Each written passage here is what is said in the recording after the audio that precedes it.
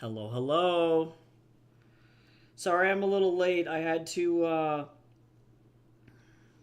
reply to a student.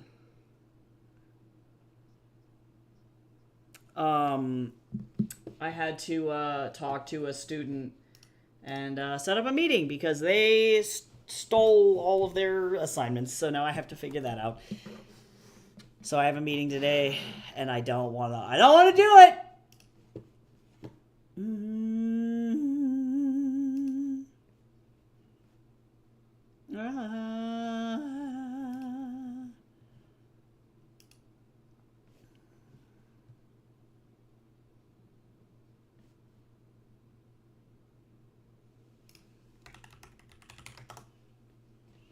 Okay, I want to light myself on fire. I don't want to have this meeting with this student. I don't want to do it. I don't I don't want to have to explain to this kid that they're fucking stealing. So I get to have a 30-minute lecture. I hate being this guy. I don't like being the guy that's like time to bully you for using AI. Like oh my god. I just want to eat my egos and I just want to I need to open up my color pal. I cannot physically deal.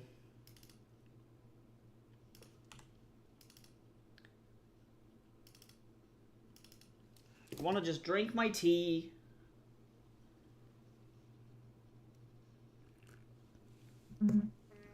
Uh-oh, I unlocked an elite combo, though. I hope everybody's doing okay.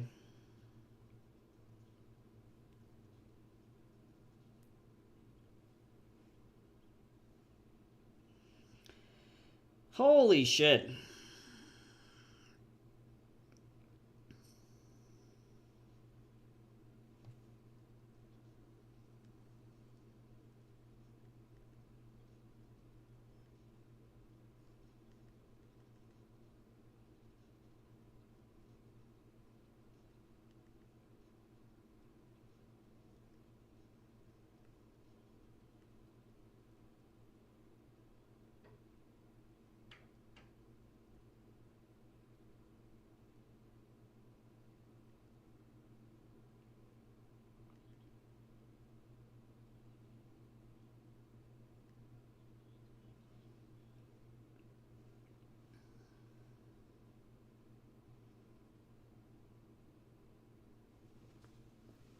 Okay. Holy shit.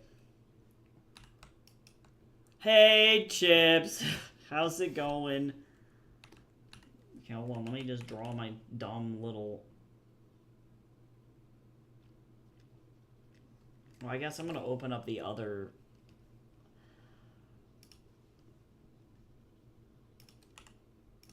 page from chapter 10.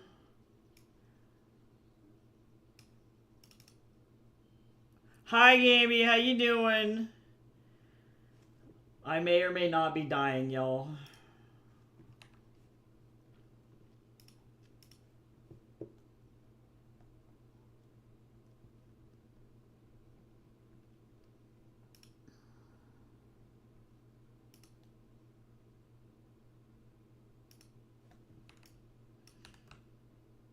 Okay, because I'll need this. I'm sorry your shopping was weird. Hopefully nothing like uber weird happened. Today's gonna be a weird day, I can already tell.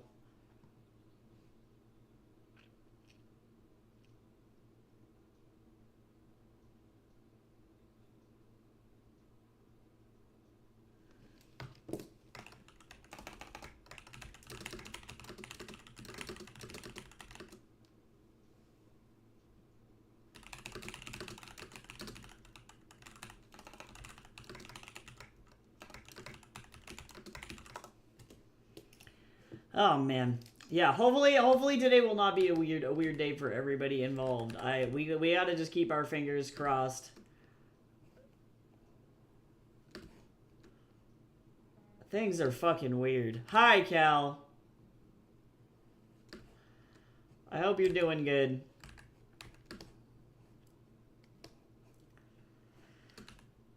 Sure. I'm in a weird mood. I realize I'm in like a... Oh, I have to... Hold on, wait. Before I do anything, I need to cancel office hours or change my office hours message because otherwise, I'm going to be in a position where,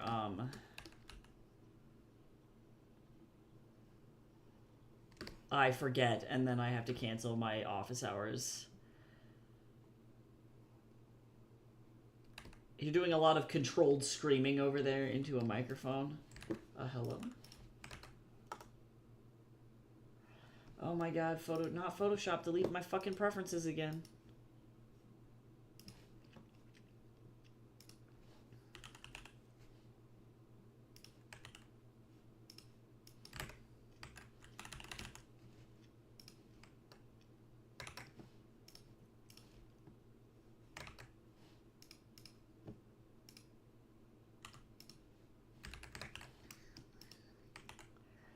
Nothing super weird. My mother gave me your gift card saying she didn't use it, and I thought I'd go over there and use it to buy supplies. Turns out there was nothing on there, so I had to pay out of pocket. Oh no, that's like always the worst. You're like, oh, this is disappointment.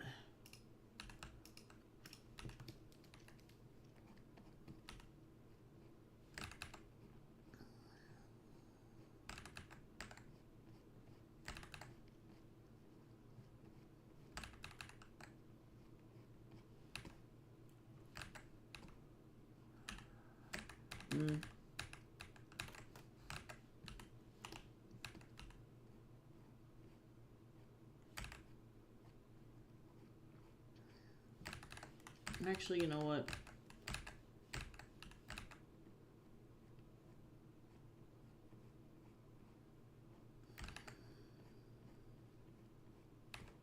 Oh my god, why can't I fucking draw? It's because my brain is all over the place. I haven't been getting any fucking sleep. And I'm super stressed out.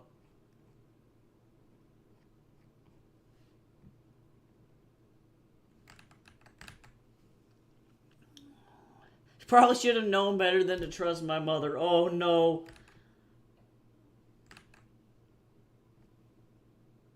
You're like, never again.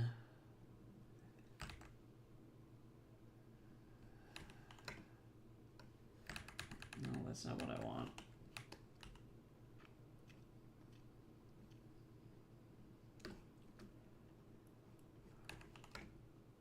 There we go, better.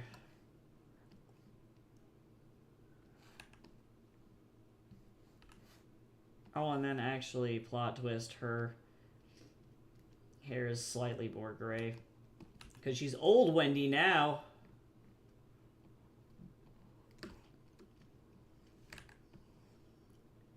You ever just old Wendy? It's like old Greg.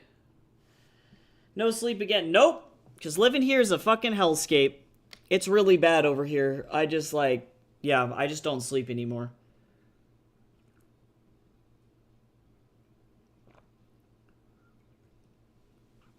I got a lot of shit going on. I'm juggling 3 jobs. People in our place, our country over here, are just getting fucking pulverized. It's fun. Also, hey! Okay, if I butcher your name, it looks Polish, and I'm so sorry. Whoever just followed. Let me know how to say your username. Connects, or Connects? Wow, I'm so sorry. But, you're cool. I don't know how to say your username, but I appreciate you a lot. I don't want to butcher Polish if that's what that is. I'm so sorry. I hope you're having a really good day.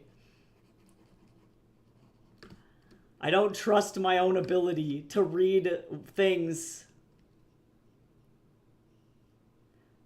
Konyesk is what my brain wants to say. It's like the name Connie. Okay, alright. Yeah, let me know, because once I pronounce it once and I do it right, I'll remember forever. Polish is one of those languages where I'm not, if it is Polish anyway, one of those, a lot of Eastern European or Central European languages are ones that I'm not super familiar with, so I die, kind of, only slightly. I am not Polish. Well, there you go. We have a lot of Polish people coming in here, surprisingly. But Connie, cool. Nice to see you. Nice to meet you. Welcome in.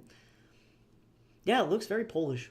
It is not the first time I would have been bullied by a Polish person being like, bro, what the fuck? Oh, you're Czech. Oh, okay, cool. So it's kind of close, regionally anyway. That's cool. Well, welcome in. And yes, please drink water, stretch. We got a small. Oh, teehee mode. I almost forgot. Cal last stream redeemed the teehee, so now we get to teehee forever. Yeah, Czech's a beautiful language. I love it. I wish I knew more Eastern European people so I could speak more often. We have a lot of Russians in our area.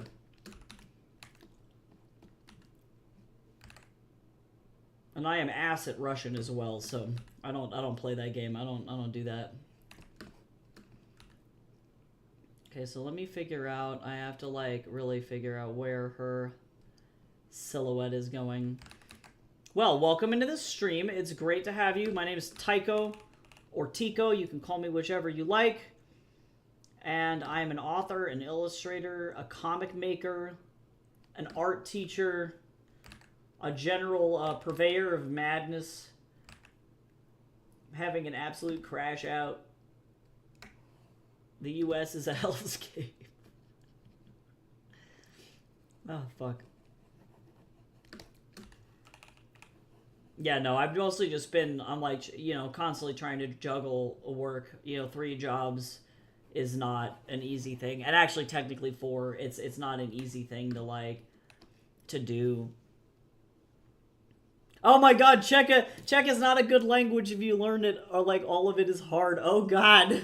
Yeah, that's how I felt about Russian too. I was like, oh my god, the cases and the conjugations are insane. I was like, I gotta go. I'm fluent in English and Spanish, so it's like, Spanish is kind of a hellscape, but it's not like that bad. English also in its essence is also really, really gross, but not bad. But like, yeah, definitely, I would say Russian in terms of the cases is like one of the worst languages I think I've tried to learn. It's just so bad. And it's a beautiful language. It's just like, they had to make it so unnecessarily complicated. I'm like, you guys didn't have to do this to us. Chinese is literally easier than Russian. I'm not even exaggerating. I forgot what her hair is like. Oh, yeah, her hair's in a bun. I forgot. I was like, what is her hair doing this chapter? Have you seen Russian cursive? Yes, I have. Yeah, I had a teacher. I took Russian as a elective in, like, high school through a college. And my teacher was, like, a really old... she actually herself was Ukrainian, but she was from, like... a really old lady from the USSR, so her, like, Russian cursive was, like, really intense. She didn't make us learn it, but she was like, just so you guys are aware, this is a thing that exists.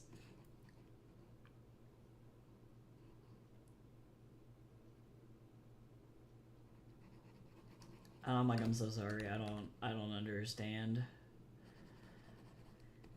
Learning it in person was way easier. I tried picking Russian back up again on Duolingo and then realized very quickly that that was not going to happen.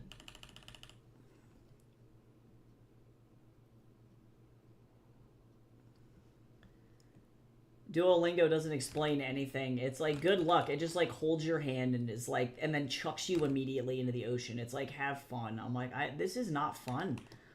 Whatever you're doing, this is not an enjoyable experience for anyone or anything, Duolingo bird. Oh, that's fun. English, Czech, and German, and then Japanese at home. That's awesome. Yeah, Japanese is a beautiful language, too. My husband was fluent in Japanese at one point. He hasn't practiced in a really long time, but... yeah, Duolingo is shit. No, 100%. Some languages it's okay. Like, I find that because I know Spanish really well, the upper level Spanish is mostly teaching you vocabulary. So it's not so bad. But if you're like learning a language and its grammar for the first time, it is a nightmare. Not good. Bad. Bad times for literally everyone. I don't like that nose bridge. I'm going in like this.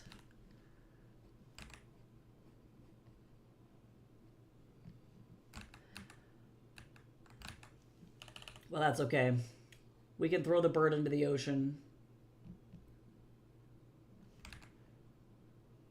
These flashback panels are, like, really wild. doing them and not, like,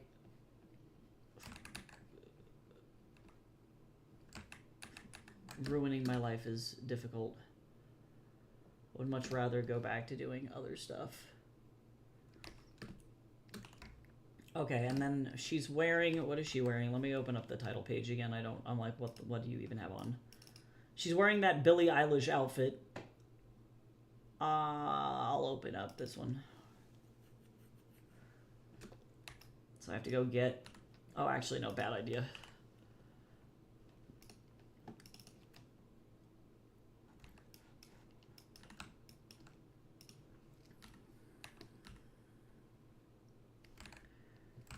Actually, I'm gonna do the other one first.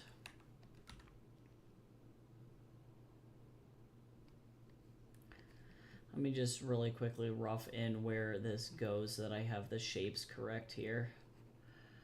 I'm gonna try and learn French because it looks good applying Canadian visas. True. Jason and I did not need visas or French on either of our visas in order to do that. But if you're living in like Quebec, for example, that probably would be a good idea.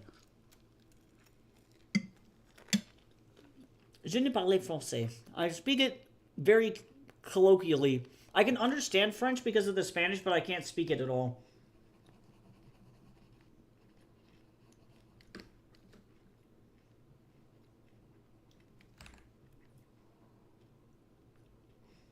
This style for the flashback panels is absolutely bananas.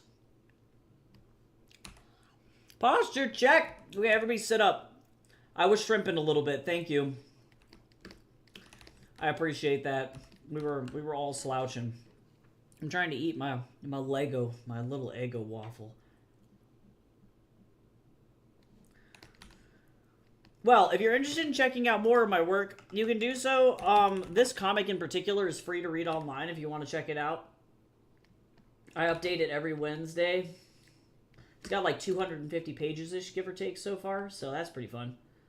I feel low-key insane for continuing to do this. But sometimes you gotta do what you gotta do. So now the question is do I put the bolo in Wendy's hands or do I put it on Sean? Okay.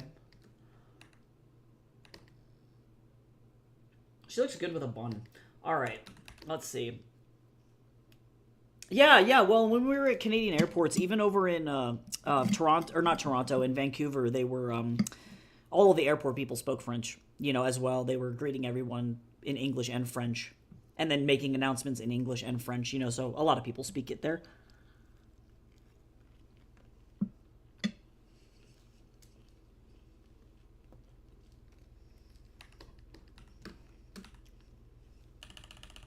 But I didn't hear, to clarify, when we were in Vancouver, I didn't hear a single person speaking French casually.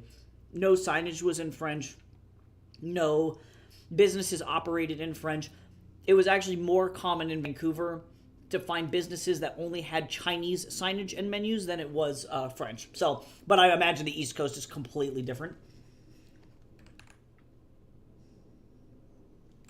No, I'm going to put it on her, actually. I'm changing my mind. I'm going to grab this. Now, if I do move to Vancouver, or when I move to Vancouver, oh my god, I can't believe I can say that it's not an if I move to Vancouver, it's a when I move to Vancouver. Thank God. But when I move over to Vancouver, I'm going to have to learn Mandarin.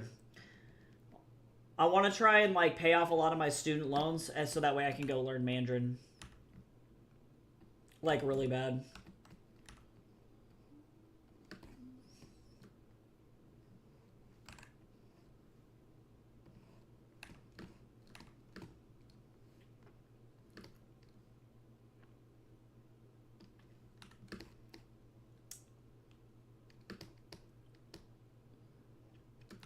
This is a silhouette panel. So for all of my flashbacks, actually, let me make sure that my colors are right here. There we go.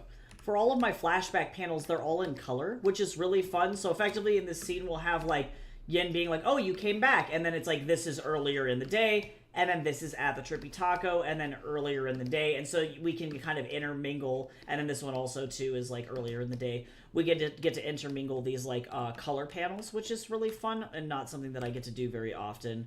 But I do love these like flashback panels, like this whole page is like all flashback, which is really fun. So it ends up getting like a lot of fun special effects and stuff. I mostly wanted an excuse to be able to put stuff in color for once, because this whole comic, like, I love working fast and in black and white, but like, yeah, doing it in color is way more fun when I have the opportunity to do so.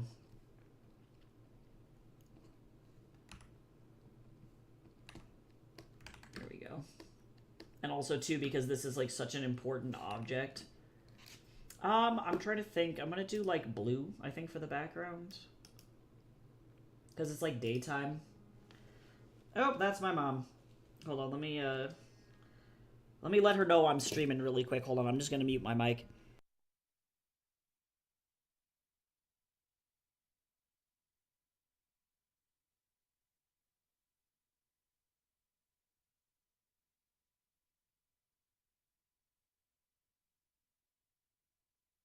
Alright, cool. I love my mom, but she has no idea what's going on. I tell her I work the same hours, like, every like, Wednesday. Or, like, Monday through Thursday, and she's like, I don't remember what time you stream every single week, and then just goes rogue, and I'm like, no, mother. No! Okay, let me finish eating my waffle.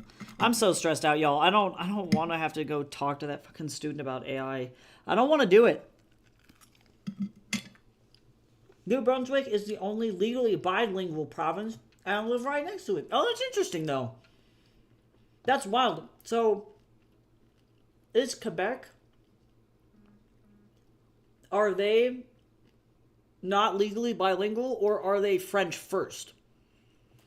Which is really interesting, actually, to think about. We don't really have a lot of areas like that in the U.S. We're kind of, like, casually multilingual, and everybody just kind of, like, vibes. But English isn't even the, like, quote, national standard language. It's, like, it's just a suggestion.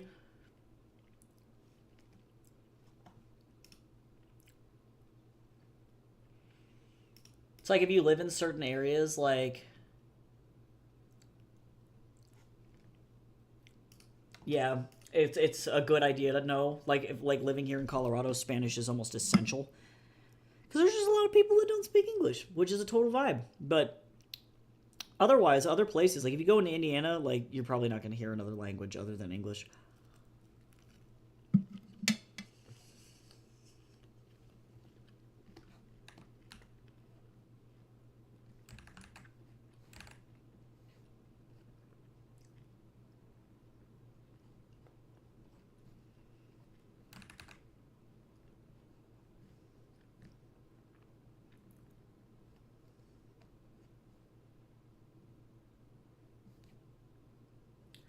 Okay, at least doing these flashback panels actually kind of warmed my hand up a little bit.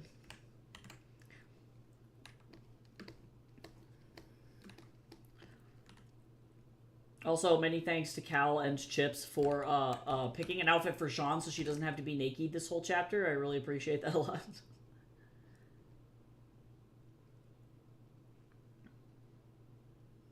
I like putting those little outfit pulls up. It's always fun to just pick a bunch of random accessories and then be like, alright, guys. It's dress up time for Sean.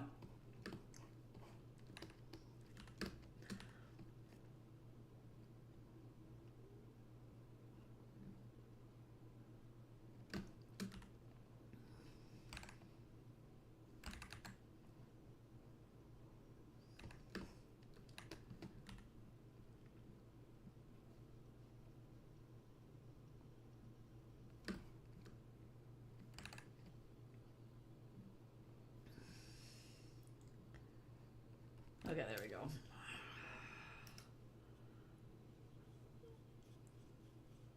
Hell yeah, clothes. True, though. Okay, bye, Cal. See you in a little bit. Oh, Ontario and Quebec are French first. Oh, that's cool. Yeah, we don't do that in the States. People over here are assholes. Because, like, honestly, if that was the case, I feel like New Mexico would be Spanish first.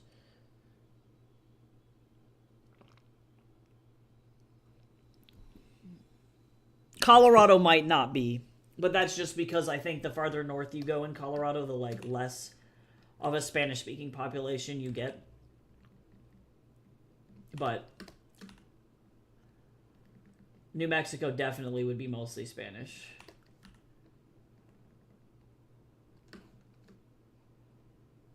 Arizona, maybe. I don't know. There are like a lot of white people that live in Arizona.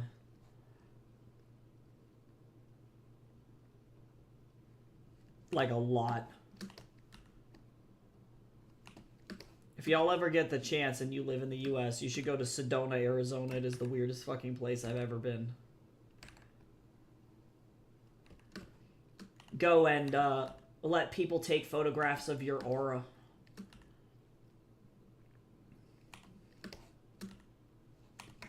Let the darkness flow through you.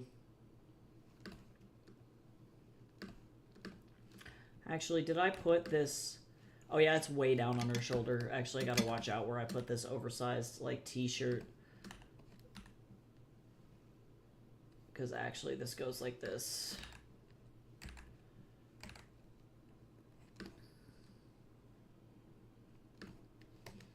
I'm gonna be mad moving to Canada, though, because I'm not gonna have any access to Chicano food anymore. Jace Loki has been joking. He's like, well, since everything else in your life somehow is lining up with Nathan Lamb's, clearly the next thing that needs to happen is exactly when you turn 34, you need to open a restaurant, because that's what he went and did, and you can open a Chicano restaurant in Vancouver. And I was like, bro, don't even joke about that, because it will happen. We gotta watch out, because clearly I can't fucking escape. Like, if you would have told me when I made that character, like, hey, so you're gonna get diagnosed with PTSD because shit that you've been going through publicly is so bad, I would have been like, nah, dude. Like, I have a character who's got PTSD because, you know, he had a really bad, like, experience, like a traumatic experience in his like, college years. But, like, it's not so bad. Like my life is not. And then like flash forward to the exact fucking moment. I'm like, I want to die. Like this is out of control. Also, everybody should feed the Snorlax, and by that I mean get some food.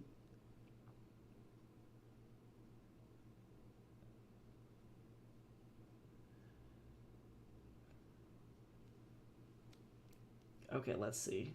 I gotta like actually organize my calendar and my schedule really, really bad. Once I get done with this, let me actually put that task into ChatGPT, or not ChatGPT. Jesus Christ, I'm so fucking thinking about that stupid kid's AI usage. I just read ChatGPT again, and I'm like, I want to light myself on fire.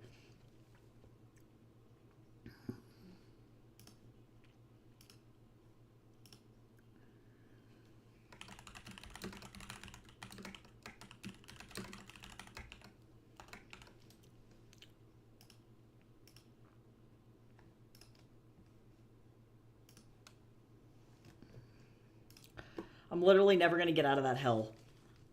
Oh my god. Yeah, what I meant was motion. I have to get it into Motion, which is my calendar software. Fucking A. And then I have this other author who is submitting their work to Liminal House, which I'm totally fine with. I read her work before. I think that the work itself is rough right now, but I think she's going to do some edits and it's going to be much better.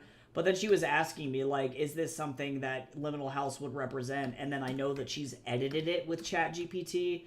And I'm like, I don't know. We're going to find out when I get the final manuscript if I, like, pick up the whole thing and then it's just all AI. Like, then the answer will be no. Like, I'm going to have to just say no. And I don't want to be that guy. And, like, you have a good idea for your story, but not good enough to, like, for me to want to, like, produce something and have something on my table that I'm trying to sell. Like, I'm not going to be able to effectively sell it if I know for sure that, like, you made it with AI. Like, so we're going to see what the AI checkers have to say about it. Now that I have a good couple of reliable ones that give me some pretty decent answers since I had to check these students' work, and I'll be able to make a more effective assessment there. And then tell her, like, yes or no.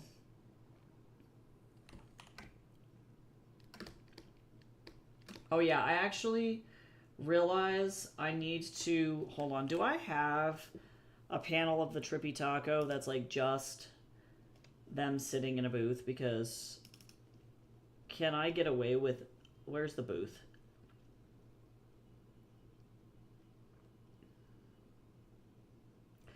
I'm trying my damnedest to not... Oh, sure, I'll do this. I'm trying my damnedest to not have to draw super complex backgrounds here. But...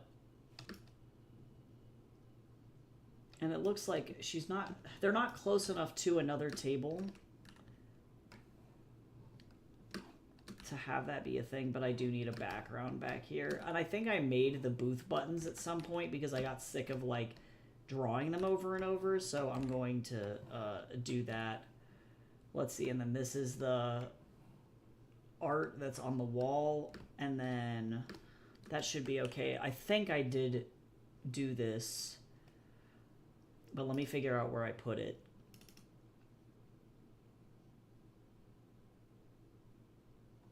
Couch pattern. Yep. That's what I want. Oh, man, I'm really glad. Thank you, Past Me. Thanks, Past Me, for doing this shit. Oh, I get an A+.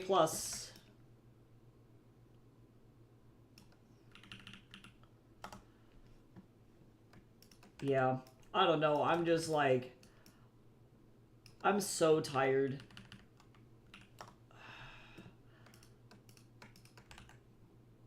Because it's not that I don't want to represent people's work. It's just like... They need to learn that you can't do that, you know?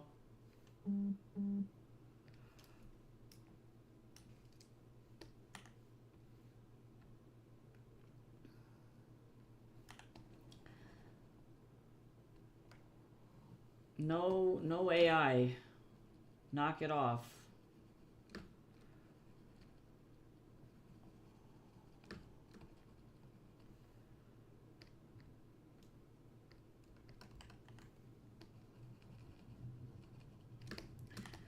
Because using, like, Grammarly to check for spelling errors and stuff is one thing, but, like,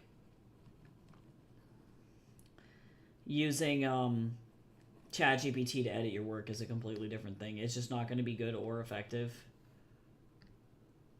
And you just can't do it. So I'm going to have to tell this person, like, no, sorry, like...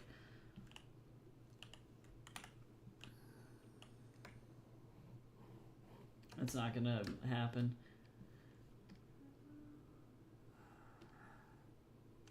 Oh, I feel like... You know what? Hold on. I might actually need to stretch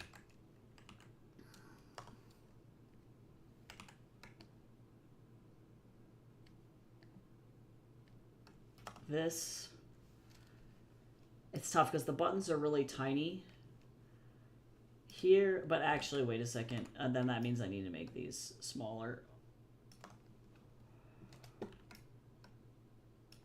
Let me fix it.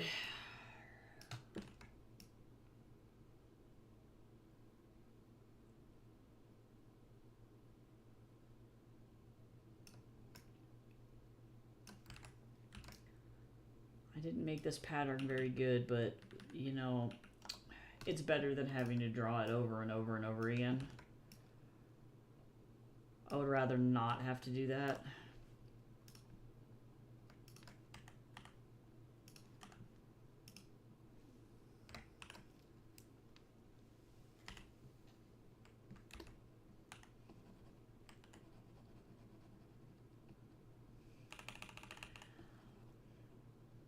I'm glad you got your food, Chips. Hopefully it is enjoyable and tasty.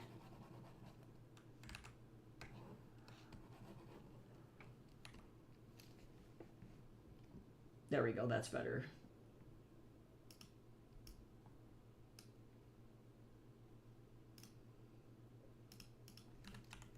Yeah, there we go. Better, better. I really don't want to have to draw this whole background back here, but that's also what's going to have to happen too, probably. I'm just lazy. I'm lazy and burnt out.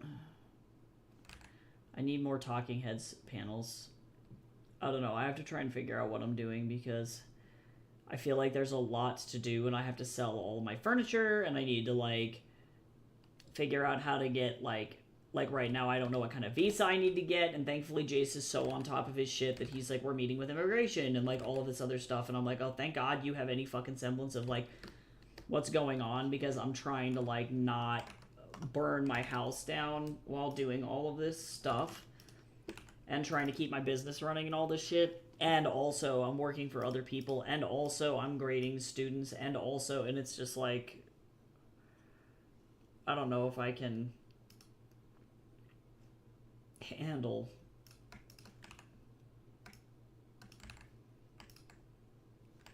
all of this shit at the same time.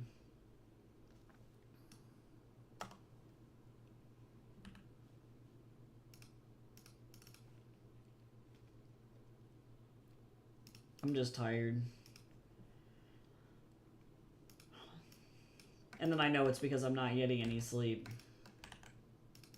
Yesterday I worked a 12-hour day grading midterms, so that's kind of where I'm at, is it was like literally just like non-stop grading.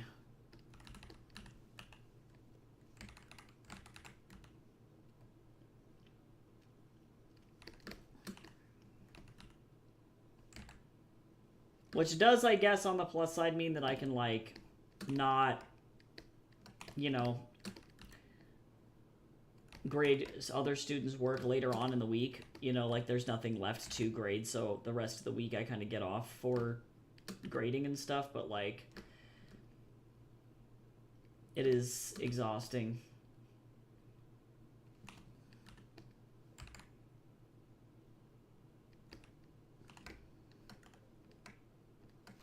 If I was getting paid more, I think I'd care less.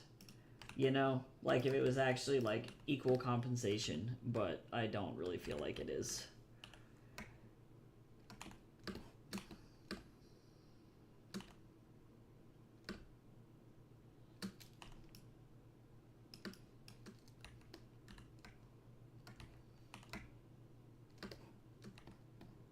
Okay, what were the stools? What is the situation? Not print. Why would I do this? What is the situation with, Well, yeah, and teachers are like one of the most underpaid sectors in overall like workforce stuff. You know, like if I work fast, I make like $60 an hour, which sounds like a lot. But if I work the average pace that they expect, I make like $20 an hour, which is how much a manager at like Qdoba makes in my area. So, not to like downplay or dismiss the importance of like managerial skills, obviously, but like that's how bad it is. That like, and if like you ever are in a college environment in the US and you're like, dang, my college teacher really does not give a fuck, it's because he's getting paid as much as somebody working at Qdoba is getting paid, you know? And that's why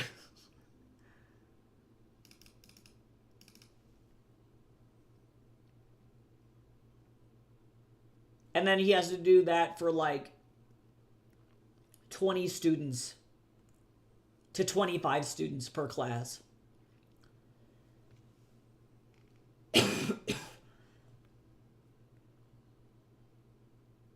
Oh, there's a good page of the chair. I'm like, I need to see what the chair looks like. I don't remember what these chairs look like.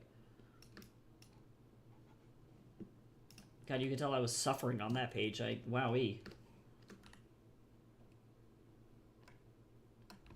Are they just like, they're just like regular chairs? Sad little chairs. They don't know. They don't know what's going on.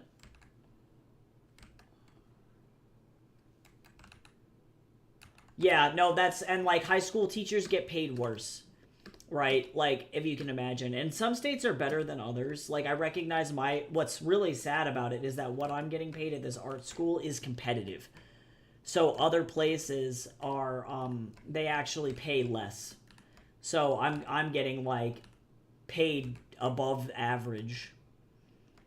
Yeah, no, it's really bad. And then they expect you to work overtime. You have to like be in certain contact hours, number of contact hours with your students.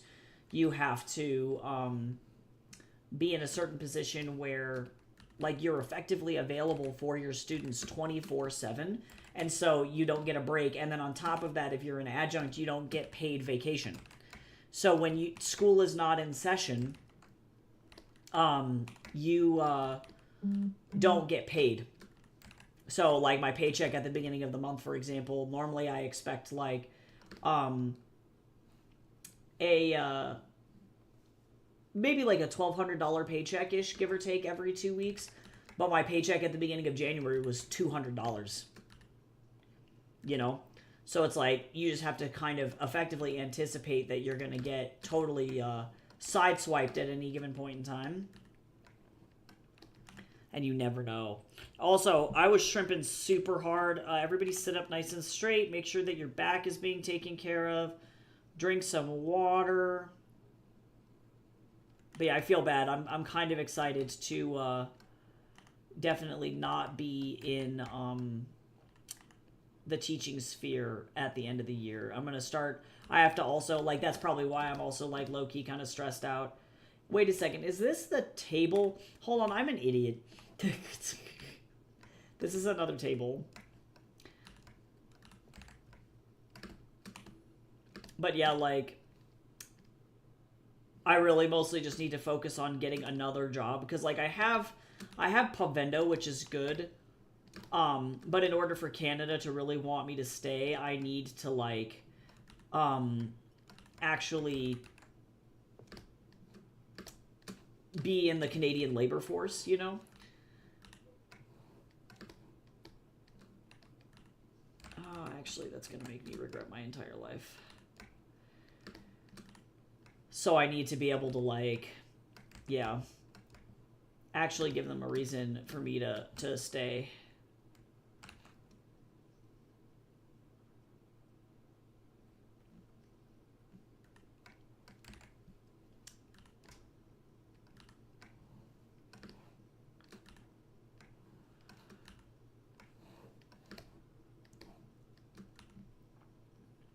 Panic mode. Ah!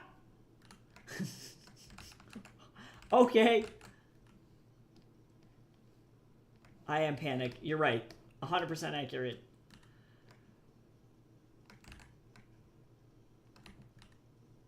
I don't remember what the rest of this thing looks like.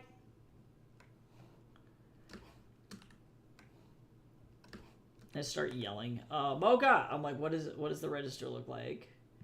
I think it's over here. I don't know! Alright, I know I drew it from another angle at some point. I need to put the receipt printer over here. This is the receipt printer now. If anybody has any questions, they can fight me on it, I guess. Oh, I don't like that.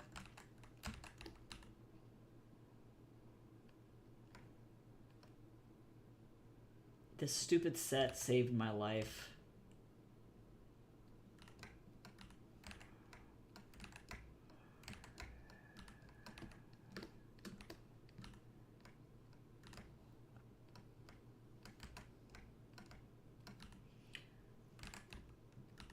Yep, it took hours, an insane amount of time, but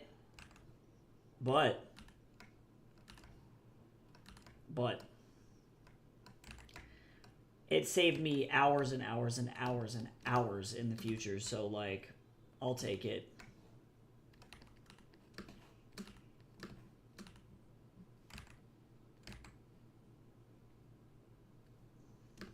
I thought I was crazy, and then I watched my storyboarding teacher use Sketchfab to like make all of his backgrounds for his storyboards, and I was like, bro, you're a fucking genius.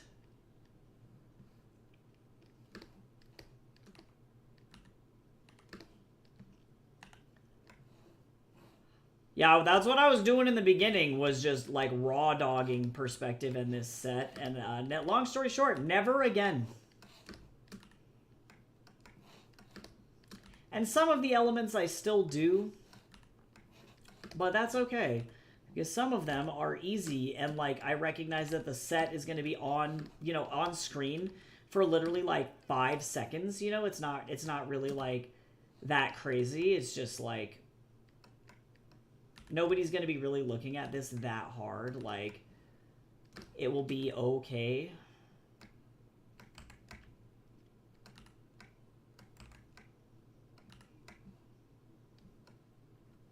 And I can kind of fudge a lot of it, but I want the environments to look and be consistent. So having these in place are huge. And even just the basic elements like walls make a huge difference.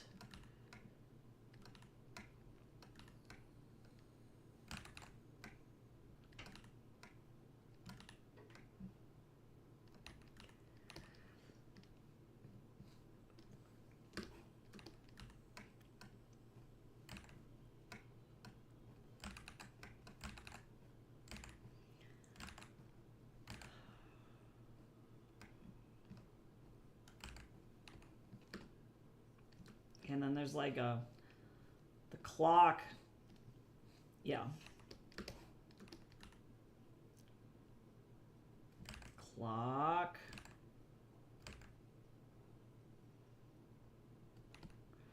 I'm going to just use this. Hello?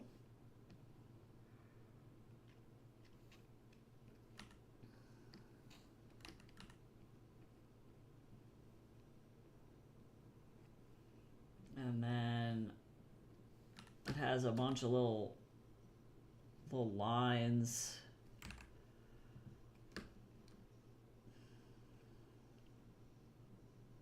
I just like have a problem with like making people feel bad, you know what I'm saying? Like I don't want to go into this meeting and then just make this student feel like garbage, because I'm sure they probably have their own reasons for doing it, you know, whether they're like overwhelmed or they got shit going on in their family or like whatever is happening. But like at the same time, I'm like, I don't care anymore. I'm like, I tried to spare your feelings,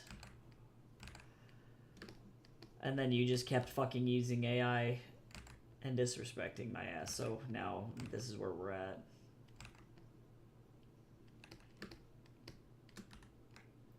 You did this to yourself. And it makes me so sad too, because there are like other students in the class. Like I wish I could showcase to you some of the work done by the other students. It's like fucking God tier. It's like so good. Like they are 4 to 5 times better than I was in undergrad. And I'm like, y'all don't need to be here. You're so good.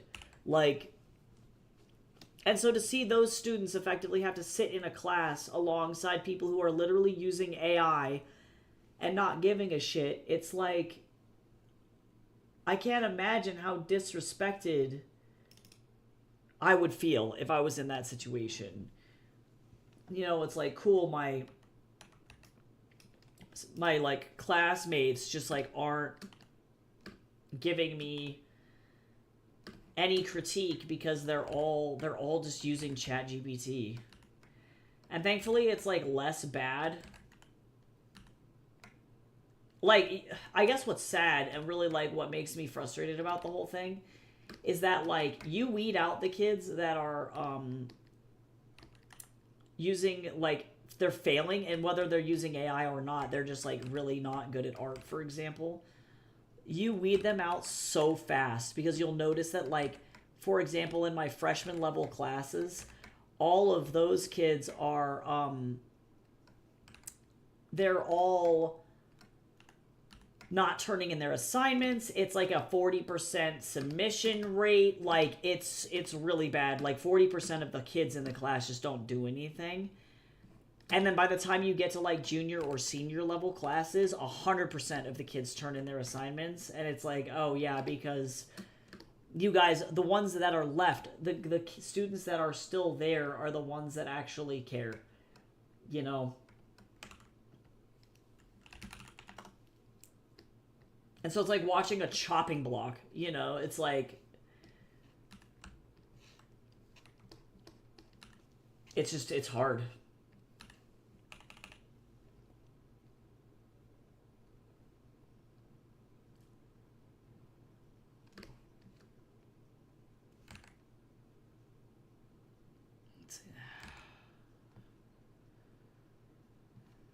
And I don't know.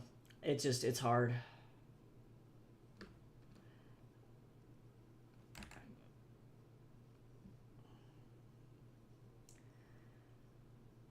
Having confrontations like this makes me anxious. And I wish that students would just fucking do what they needed to do so that way I didn't have to be stressed out about it, you know? I'm just gonna kind of fill in this like naked people color shape.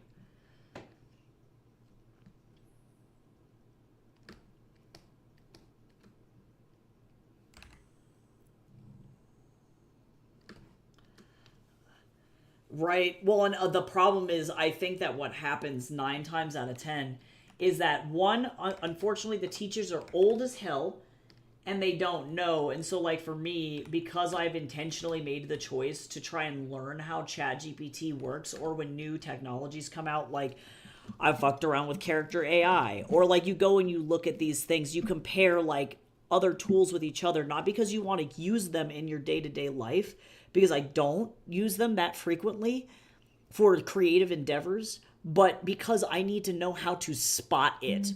Because if you don't know what you're looking at, and you're like, an art teacher is an idiot if they think that ChatGPT is still going to produce finger melting face anime girls, right? Like that's not what it's going to do. It's actually going to create something that's relatively convincing. And with the writing, it's even worse. And so if you don't know what you're looking for, you miss it, right? So to some extent, unfortunately, these teachers are like blinding themselves and they don't know how to spot it, right? To some extent, you got to go be a criminal to catch a criminal, right? You gotta find it, which is rough. So knowing that, I think most of the time they just legit miss it. And so once that happens then the student goes, oh, I can get away with this over and over and over and over again, and no one is going to stop me. So let me just keep pushing the envelope and pushing it and pushing it and pushing it until someone, like in this case of this student, somebody finally catches it, you know? And I just happen to be the tech-savvy teacher that my job is to catch AI writing in my business. And so I'm able to see it. You know, they came across I was the wrong teacher to try and pull that shit with. You know, it's like, but a lot of the other teachers are like 60, you know? So I'm like, I don't even know how aware they are that this is happening. You know, it's like, do you guys even know that this is what the students are doing, you know? And to some extent, I think the answer is like, no. I legit don't think that they know.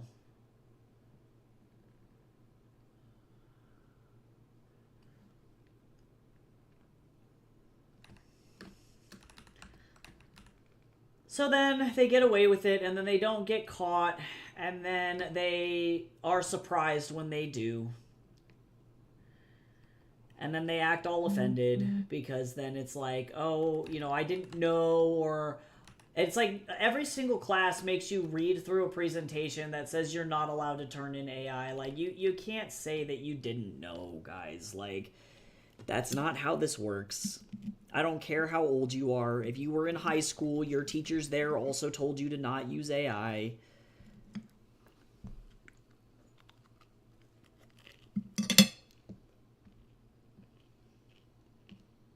So you know. At this point, you know. And to try and say that you don't is just a lie. You know, it's just, that's just a bad excuse. A really bad one, actually.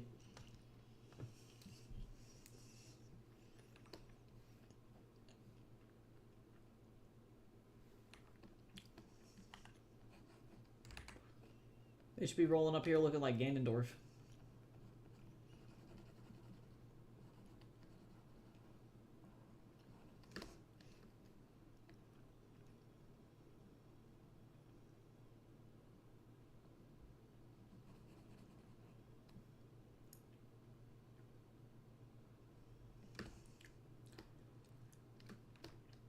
Okay, so now I need...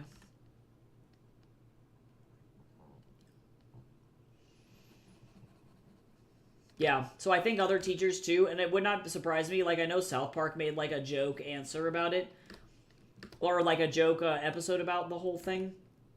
But like there was an entire episode of South Park where Mr. Garrison gets pissed off at all the students for using ChatGPT to do their homework, and then on the back end, he starts using ChatGPT to grade their homework because he gets so fed up that he's not being respected, and then he finds it to be the easy way out, so he too starts using ChatGPT. And ChatGPT can't catch AI. It's not looking for it, you know? And so then they get caught in a loop where everybody is using AI, and it becomes like a, oh, this like doesn't even matter because everybody's using the same shit.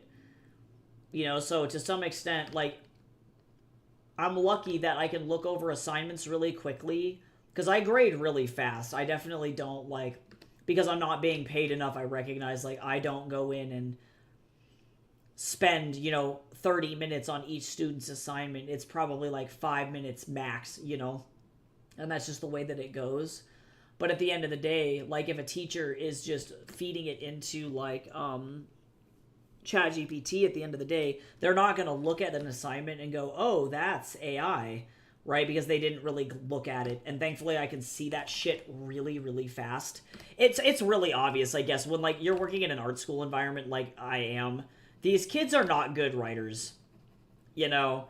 They're, like, mediocre. And, like, typically I'll open a student's assignment, and it's like, I can tell it's a human's assignment because you look at it and you go, yep, that sure is a wall of text, you know?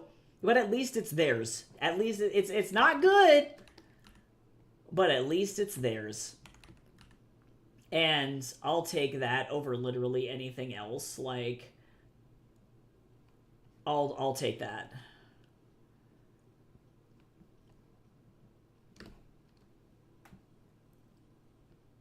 But they think that, yeah, they think that I'm not gonna notice, and it's like, bro, your assignment is using like 8 billion M dashes every 5 seconds, my guy. Like, I hate to be this dude, but like, it's really obvious. Like, I don't know, man. I'm glad that you're feeling better though, Aqua. Holy shit.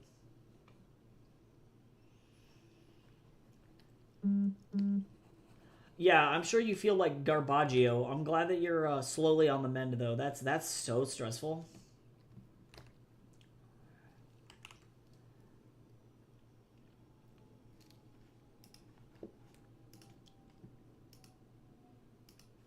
Oh, actually, I have this open already.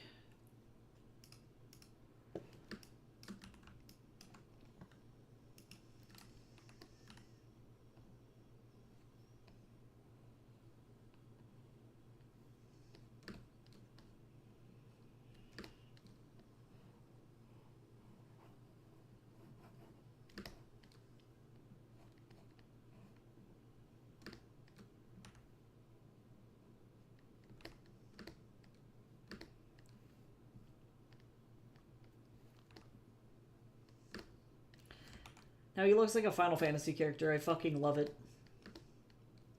Alright, I don't think Enzo has any, like... actual color, so he gets to be slightly tan. Go a little bit more on the gold side here. A little saturated. Slightly tan Italian man. Oh, that rhymed.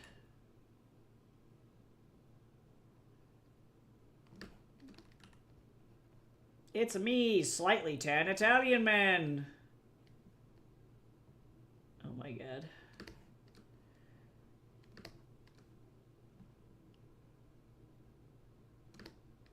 Oh god, I'm so sorry. I hope you feel better soon. That is literally the worst.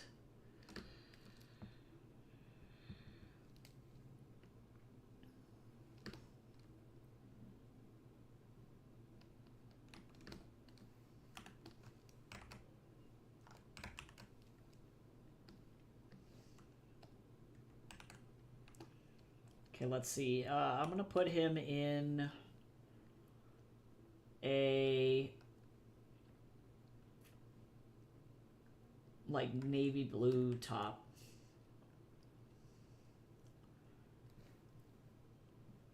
I come for your pasta and horrible Italian accent. Now he's like Italian American. So I imagine this guy's from like Jersey, you know, or like New York. Definitely not that kind of Italian.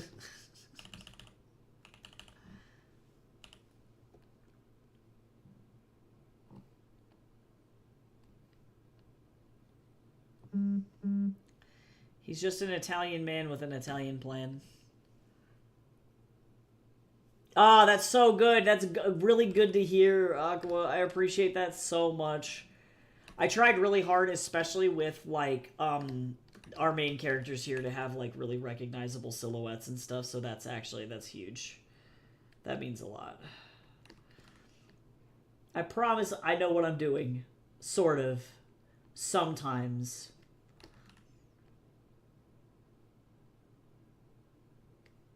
Only on occasion, you know? Only sometimes. I try to give characters at least, like, one little recognizable accessory. Like, I'll put on Enzo his prayer beads, you know, so that, like, people can go, oh, even though this is a nondescript bald man,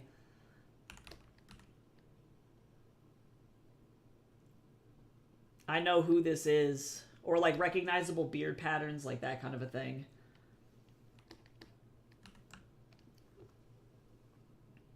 Oh, that's so nice, though. I appreciate that. My character design degree is finally coming in handy.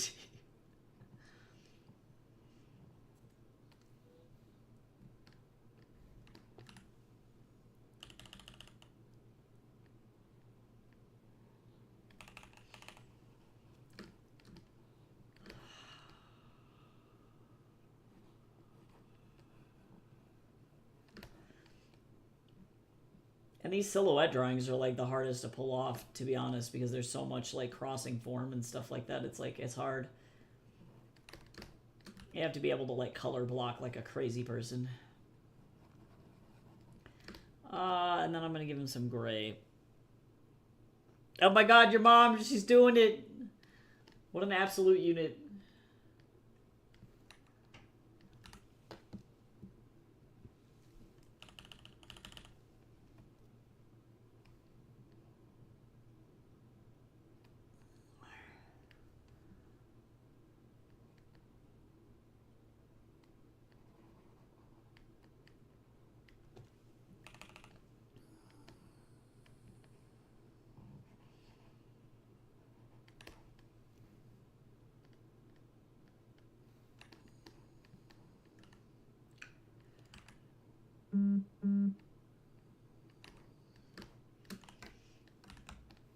Okay.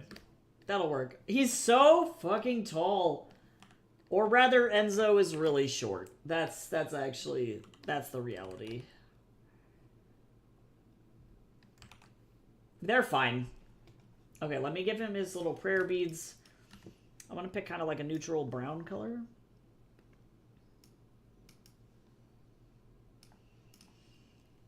No, that's so awesome, though. I love that.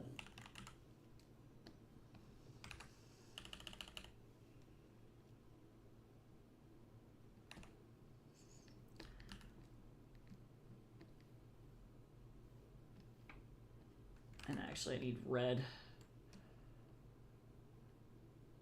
There we go, better. Nice. Fantastic. Not this page taking like a million years because there's like loads of color and shit on it.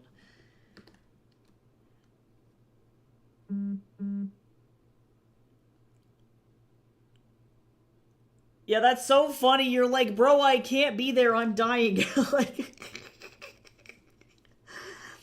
you're like, I don't know how to tell you. I am literally on death's doorstep. Nice try. But unless everybody wants to get the plague.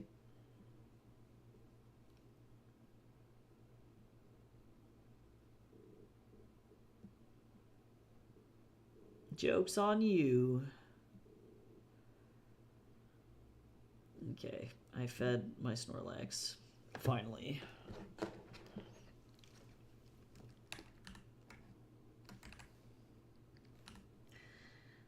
Right now, second cycle alone. On the wall.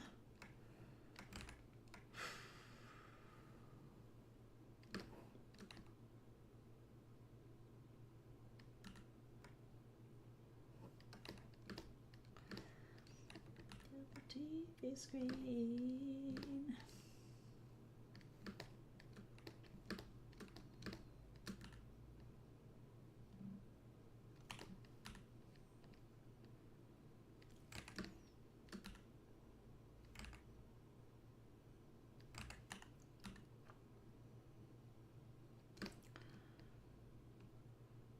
Yep.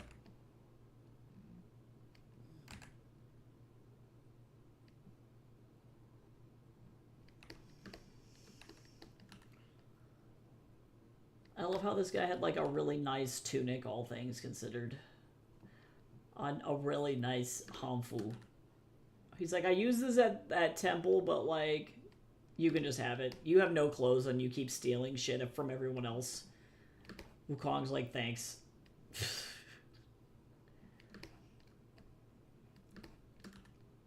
I love how Yin didn't even give him any clothes. She's like, good luck. You get to go save Los Angeles butt naked. Have fun. Enjoy hell.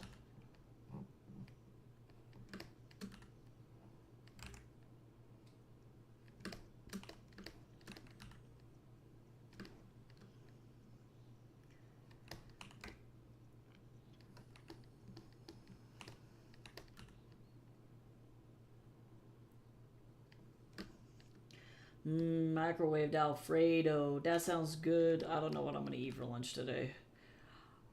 I've been feeling like extra garbage because like, and like speaking of Nathan Lamb feelings, Jesus Christ, but like I've been feeling like really bad because I feel like I get overwhelmed like this and then I can't really take care of myself. You know, like it's really difficult to manage doing all of the jobs that I have to do. And then also remembering to brush my teeth and remembering to eat and remembering to get up and drink water. And like I feel like I constantly like I shit you not, I have like 8 alarms set on my phone being like, if you don't eat you're gonna die. And it makes me feel like a really inadequate human, you know, like I'm not able to keep up. So now I have to like, I don't know, I get to figure that out.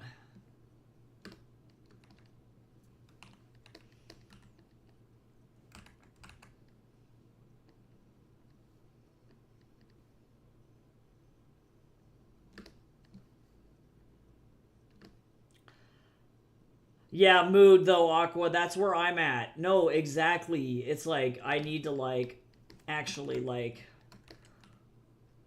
I don't know. It ain't easy. What is your dialogue here?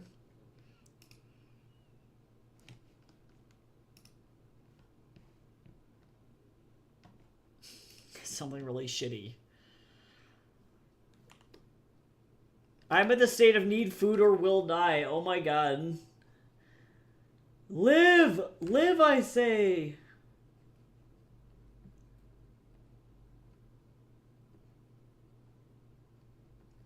Oh my god, he looks so fucking done.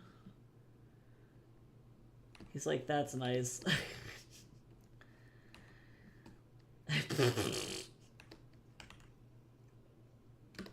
Yeah, I feel like Alfredo's pretty decent when it's like, if you're talking like, on a scale of like 1 to sad food, it's like actually, it's pretty good.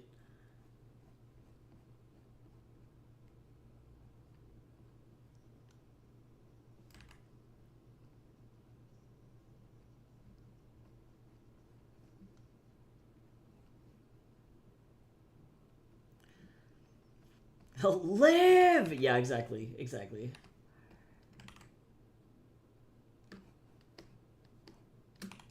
I need to tilt this eyebrow just a little bit because I don't want it to be like neutral sad. I need it to be like bored annoyed. And that's important. There you go. Jesus.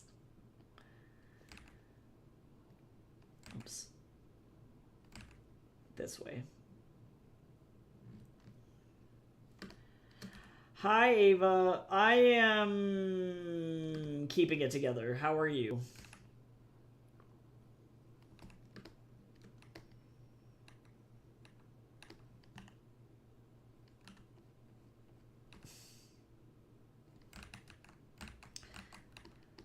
Actually, I'm going to go ahead and open this eye up a little bit more, actually.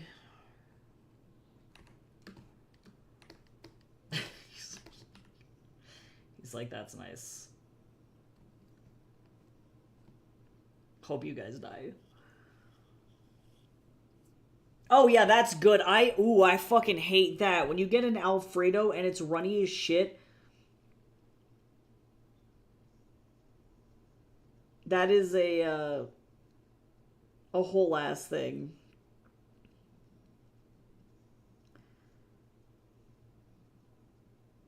Let's see. Let's see.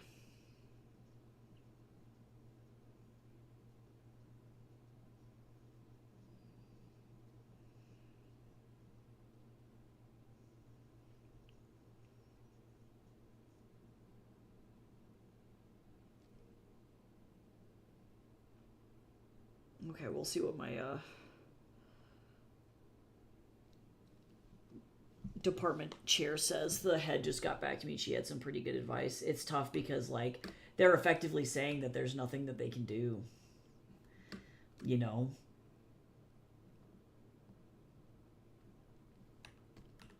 Because they can't accuse, like the AI checkers, for example, are not like 100% accurate.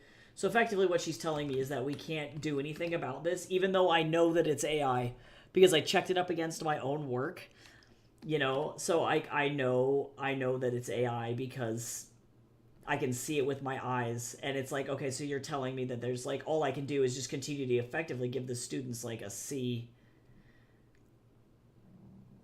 and that's it. And like, I guess that's fine punishment or whatever. It'll tank their GPA or whatever. Like that, like, But the student, like, and what do I do now? Now I have to email the teacher back, actually. I have to email my department head back and be like, hey, actually, so I had the student reach out to me and they openly admitted to using AI. So now what? You know, fuck, man. Fuck! That's all I gotta say. Also, everybody should stretch. I was shrimping. Oh, it was bad. Jace is doing okay. We're trying to figure out the, student financial aid situation from school, which has been kind of a challenge, but it could be worse. So that's going pretty okay, all things considered. But he really hurt his shoulder, so he's been dealing with that lately, and it's been really hard to work because his shoulder's all messed up, and he's a massage therapist, so like that ain't great.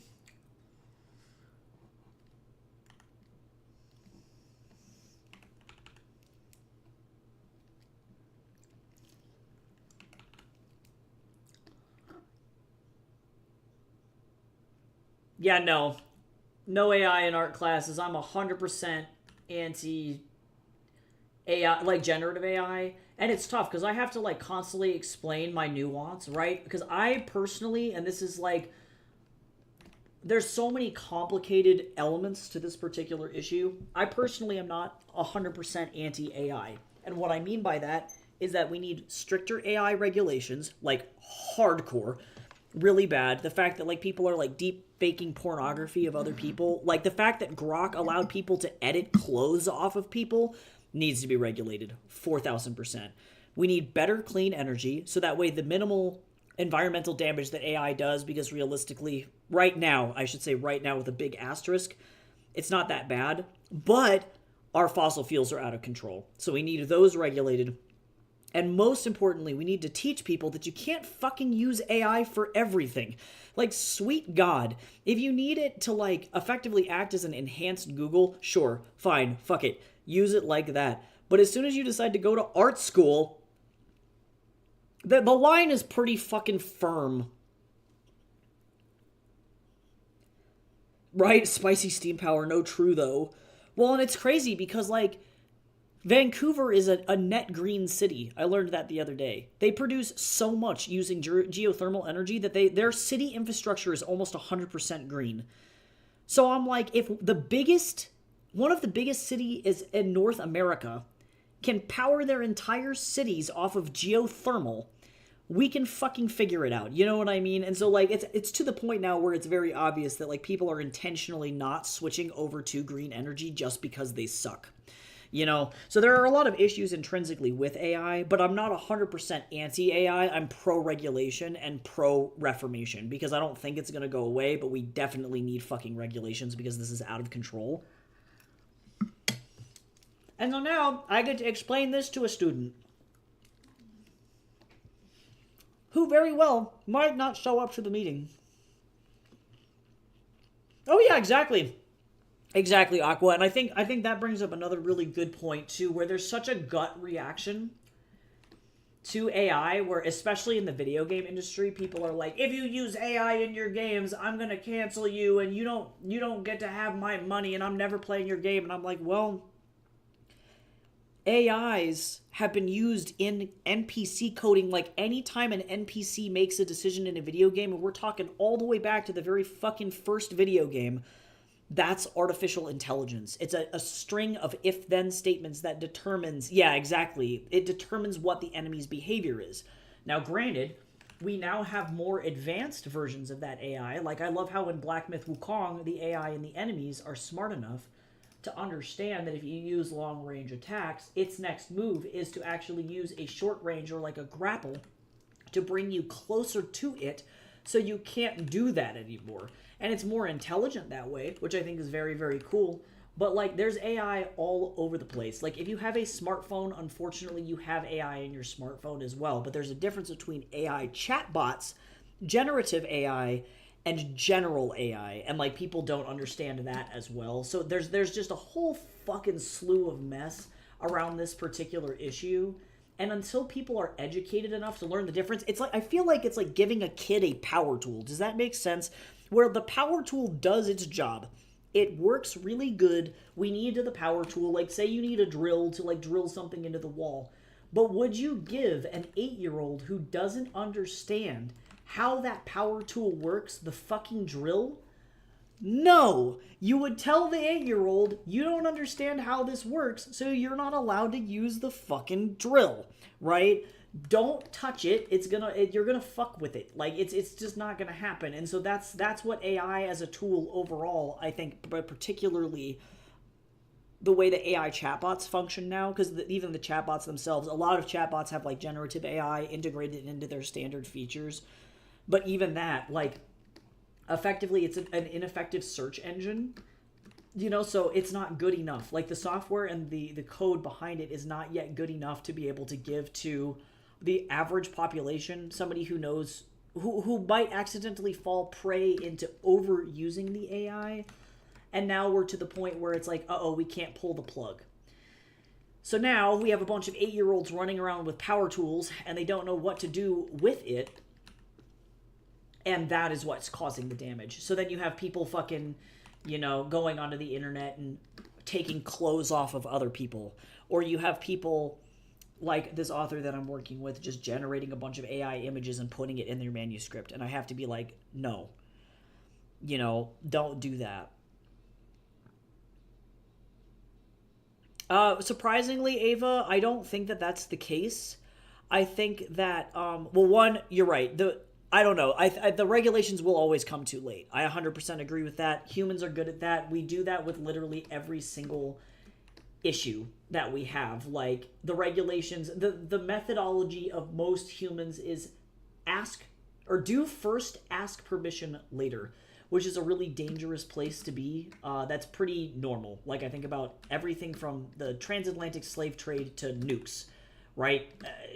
Just do it, and if we get in trouble later, then we'll worry about it, which is a horrible fucking way to go about everything, right? But that being said, if we don't talk about it and we have a nihilistic view of like, oh, well, it's going to be too late when they put in the regulations, that's going to result in nothing ever happening, And rich people are going to do shitty rich people shit no matter what, but our primary concern should be about educating laymen and making sure that the average person is using the tool properly and correctly. It's very similar to when like seatbelts were introduced into cars in the 50s.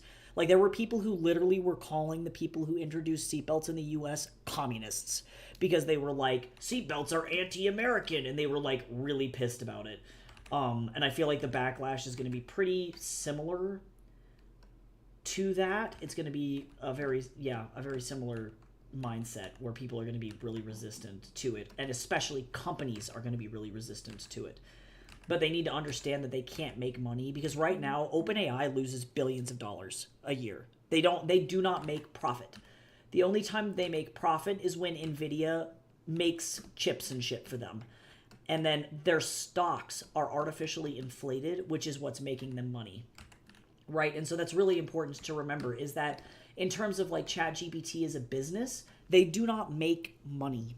They're effectively making money off of fake stock inflation. So as soon as that crashes, they lose billions of dollars, right? Which is most likely around the corner. And granted, that causes a recession, which is not great. And so that can be also a very problematic thing for like regular people, is being trapped in the situation of like, uh-oh, now we are being impacted because these dumb fucks were playing with the stock market, and now we are totally screwed. So that can be really, really annoying. But like eventually, like it's the same thing happened with the .com bubble, where everyone was like, every single human on the fucking planet needs a website, and then it turns out, like, plot twist, not everyone on the planet needed a website. So eventually it'll go down. But until that point, we need to have regulations in order to be able to do it. And people act very selfishly. Sometimes it works in our favor. Like I recognize that the Orange in office happened to pass regulations that criminalized deepfakes, but he only did that because he doesn't want people making deepfakes of him, right? It didn't matter when people were making deepfakes of Taylor Swift and spreading that all over the internet like an STD. He doesn't give a shit about Taylor Swift. But the second somebody starts doing it to him, and a video of Elon Musk sucking his toes is all over every TV in the White House and people can't figure out how to turn it off or take it down, then he's concerned about the deepfakes. So sometimes it works in our favor. But until we get better protections, people are just going to continue to do really stupid shit. And it's going to be really, really, really annoying. And we have to just kind of ride it out until it happens. And then also, most importantly, continue to punish people for using the technologies in ways that are irresponsible, And then hope they get the memo. You just have to kind of keep beating it into them until they figure it out, and it's going to be really annoying, but it'll happen eventually. I'm not personally concerned about the rich fucks. They're going to find ways to make money no matter what. The Epstein files have proved that. Like, they're going to do whatever the fuck they want with whomever they want and whatever they want. And so they are not my concern. My concern is for the regular people who are being, like, literally, like, driven into psychosis by the technology,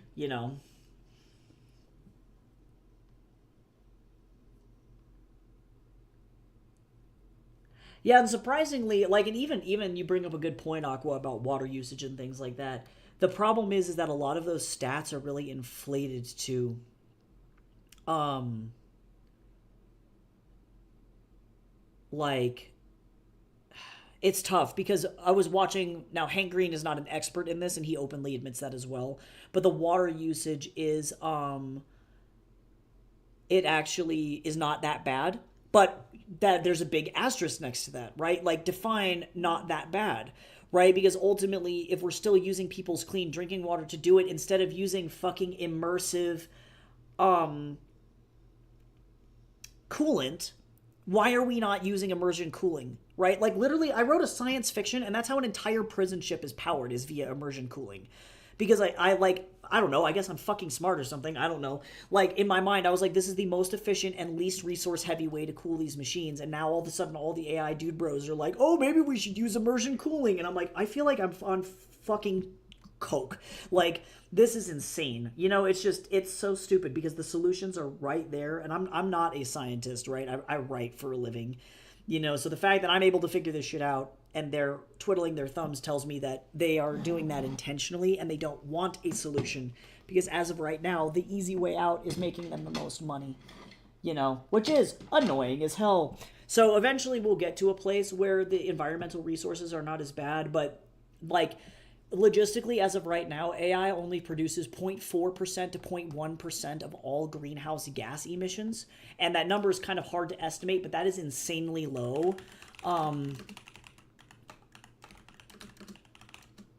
Versus greenhouse gases produced by power plants.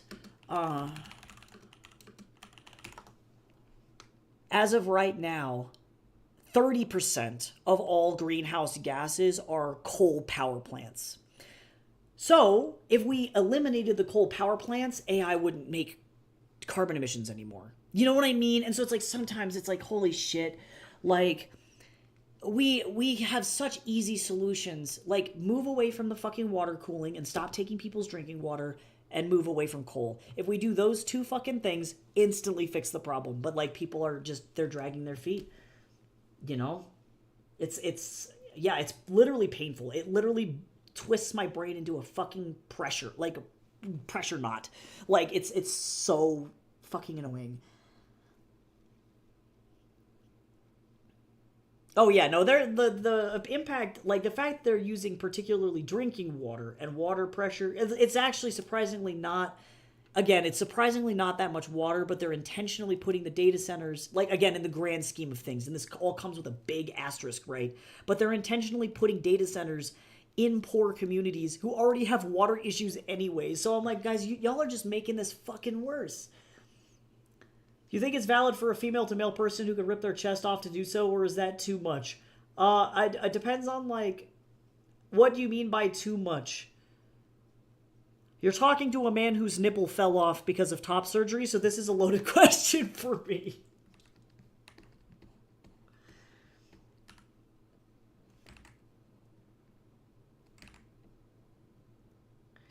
As somebody who is low-key traumatized by that happening, I personally would say no. But if it's not traumatizing for your character, like that's not really like a decision for me as a person to make.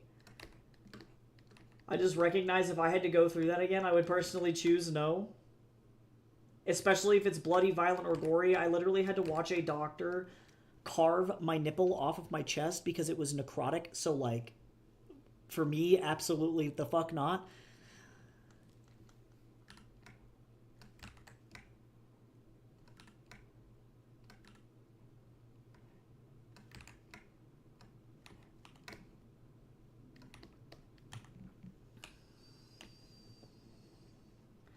Because the amount of like physical damage that would probably do as well, like even if we're considering a fantasy setting, like is actually insane.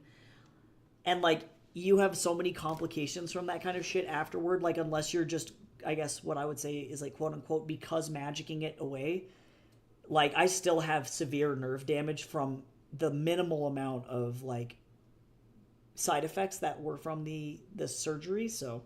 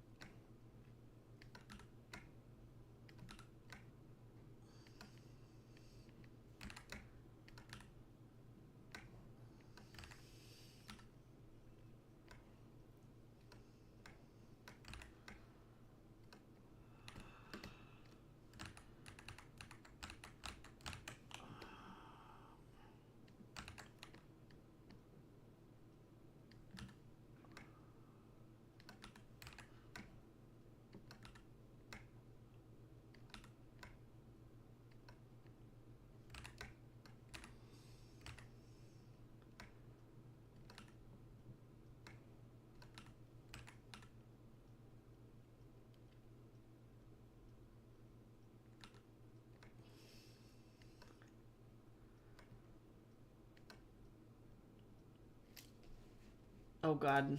Let me look at this meme. Oh my fuck. I have never seen a more accurate image describing how I feel right now. This is legitimately the most accurate. Like, if people were like, how are you doing? I'm like, this. I am dried, I am crusty, and I am not doing okay. God, that sounds horrifying. So, funny story about how I felt nothing because my nerve damage was so bad. And effectively, the entire reason that it happened was because my sister gave me COVID and ruined my healing process for my surgery. So, if that had not happened, I probably would be fine. But yeah, it did cause a lot of complications. And my thinking is, Ava, is it's like if you're having a character do something and it does not do anything to change their character, impact their mental state, or advance the plot in any way, like there's not really any reason to do that. And I imagine that a lot of female to male trans people, if they do read it, for example, will more likely be traumatized than sympathize with the character, if that makes sense. Like, especially if in the end it just gets retconned with magic, like later they discover a special compound and their old self discovered that stops regenerating in that region. Like there's no real consequences for anything that's going on. You know what I'm saying? And so like at the end of the day, it's just like it doesn't really, from a storytelling standpoint, impact the story at all, if that makes sense. So I'm not necessarily probably the best person to ask that question. Chips. Oh, yeah, so that fucking sucks. Yeah, and then long story short, I was in the plastic surgeon's office, and this incredibly jacked fucking nurse, like, this dude had biceps that were, like, probably, like, 6 to 8 inches around. Like, he was fucking enormous. And... Or not 6 to 8 inches around, Jesus Christ. 6 to 8 inches, like... thick. That's what I'm looking for. So 10 to 16 inch diameter, or not 10 to 16 inches. I don't know. Bad estimation of size. Point being is he was fucking huge. And he had to literally effectively lean over top of me with a scalpel and just, when I say dig, I mean fucking dig, to make sure all of the potentially dangerous tissue was gone. But I could feel nothing. They didn't numb me. They didn't do anything. And this dude kept fucking looking up at me, and he was like, bro, are you okay? And I was like, yeah, dude, you just keep doing you. And I was like totally fucking calm. And I got done with that. And the next time I came into the doctor's office, this other nurse that I had never seen before was like, oh, you're the fucking badass that like effectively like army powered through getting your entire chest carved open with no sedatives or anything. And I was like, bro, I don't think that you understand that I literally could feel nothing. And so now the whole plastic surgery office is like, don't fuck with that guy. And I'm like, I can't. But yeah, it was legitimately, literally super traumatizing.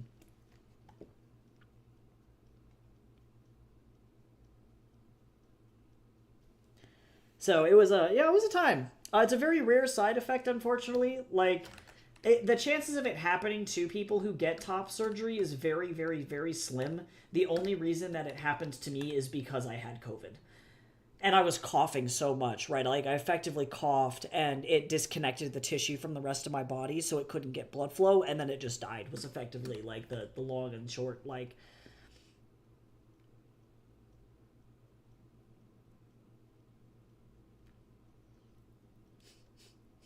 The don't fuck with that guy bit is funny, but as somebody who has hospital trauma, that's my worst fear. No, legit, I had to do EMDR therapy because my doctor trauma was so fucking bad. Not from that particular incident, actually. I think that the EMDR from earlier prevented me from having an absolute fucking crash out during that time. But yeah, it makes me incredibly sad, and it's a difficult thing for me to deal with because I'm very bitter about the way that the entire scenario went down, because my sister is an anti-vaxxer, and that was the reason why I ended up having that issue in the first place, was because she was selfish and she didn't get fucking vaccinated when she had people in the house with her that were effectively at that point immunocompromised due to surgeries, and she made the deliberate choice to not get vaccinated against COVID, and then effectively, yeah, destroyed my chance at like a good top surgery. So that's fun, and I'm trying to not like I try to not like ruminate on that shit too bad, but it's very hard to do so. I'm very, very bitter.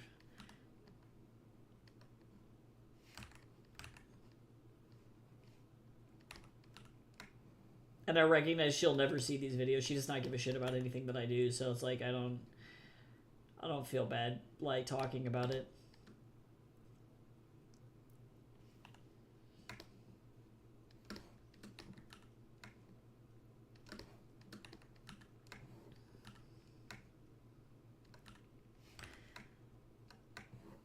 Oh, I gotta cancel my fucking office hours. Hold on. Oh, I almost forgot. Hold on. Hold on. I almost fucking forgot.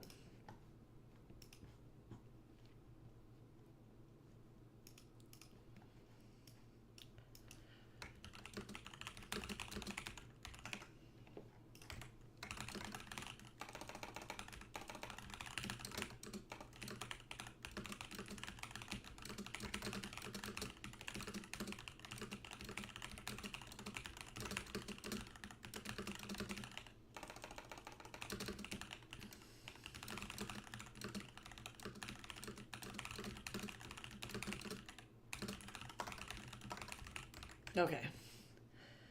Let me go fix this other one so that way I don't accidentally... Not like my students see this anyway. But, you know.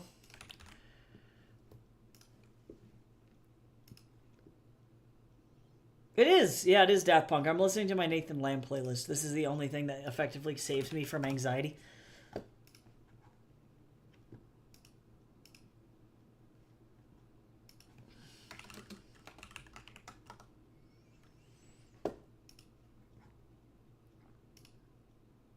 God, I'm going to be thinking about that crusty monkey for forever.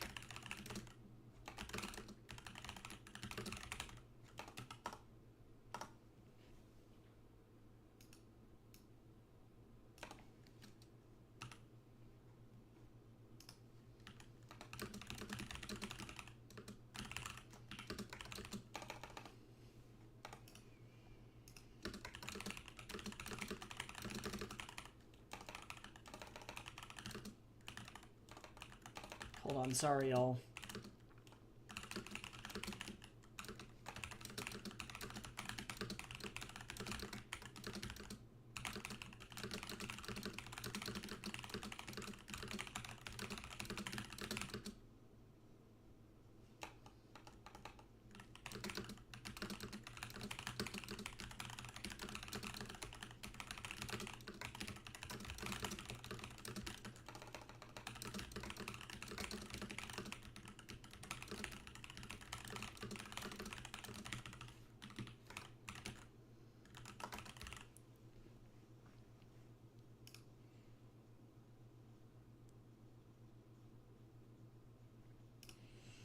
Okay, sorry, I have to. This student is really doing the fucking most.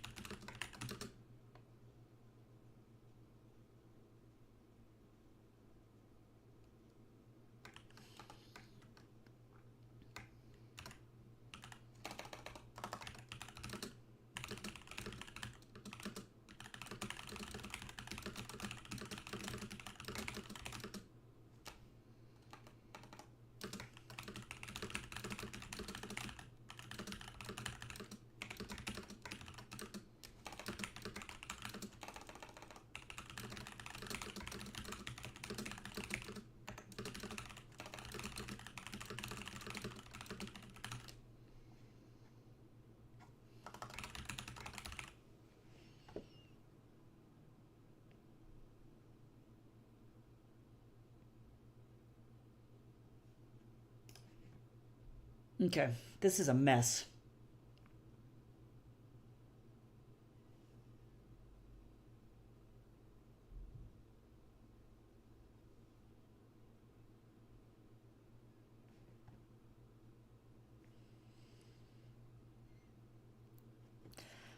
Oh, fucking what a mess. Hey, Sharon! Hello, hello! I just found you on YouTube from a short like 3 hours ago regarding the gold foiling on your dust jacket. You got so many vids. Oh my god. Is there a one where you walk through covers formatting or where you get the physical copies of your books made? I actually haven't made videos. First of all, Sharon, welcome. It's so nice to see you. But yeah, I actually haven't, I don't think, made videos on either of those topics, actually. So if that's something that you'd like me to make a video on, I can definitely do that in the coming weeks. I make mostly shorts. I do have a lot of them. I'm going to try and go through and organize my more recent ones into like categories, but I've been making a lot of behind the scenes book videos lately about how my process works and things like that. So if you want to ask me questions, I'm also available here too. So you can just totally ask me any questions that you need. In the case of that special edition, they are made from Book Vault is the company. They're a company in the UK, and they have so far been exceptionally nice.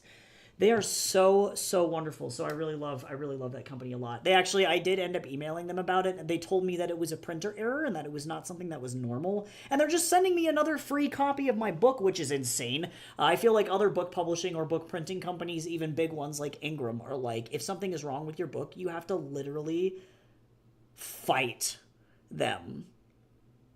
But yes, they do Book Vault in the US. I'm also US based. I'm in the Denver, Colorado area. And it does cost more for shipping because they have to ship it from the UK to the US. But I've found that for special editions, like print-on-demand special editions, despite the fact that they do charge more for shipping, it ends up being less expensive than other US-based special edition shipping or special edition printing. And they have more options. So all in all, based on the math I've done anyway, I found that they're pretty amazing. The shipping was around $20 USD, give or take. And the more books you order, the better it gets. So for me, I always bake that into the cost of my books. So that big Chunkin' special edition, which is 2 books in one, really is like $60. I personally believe that it is worth it. But I plan on also, because of the way that I run my business, I end up ordering a bunch of books at the same time. And so as you order more, the shipping gets cheaper. So as I bulk order certain things, the shipping goes down. For a single individual book, yes, the shipping was around 20 USD, but the quality was more, like, well worth it. At least in my opinion, anyway. But I do love them. They are super nice. The special editions from other companies just were not nearly as impressive.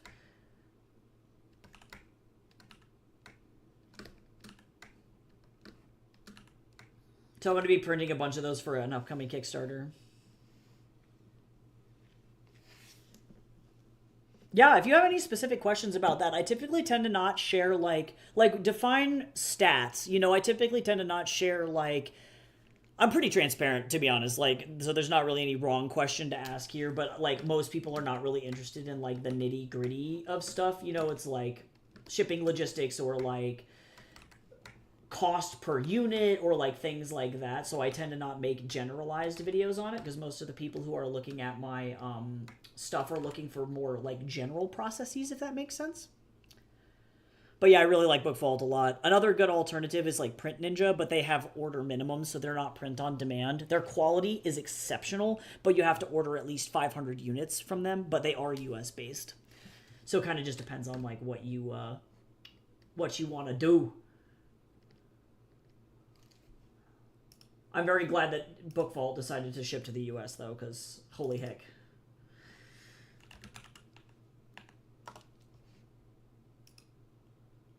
Wait, I am a dummy. This is panel 5, and this is, wait, 1, 2, 3, wait, 1, 2, 3, 4. Why am I like this? This is panel 4.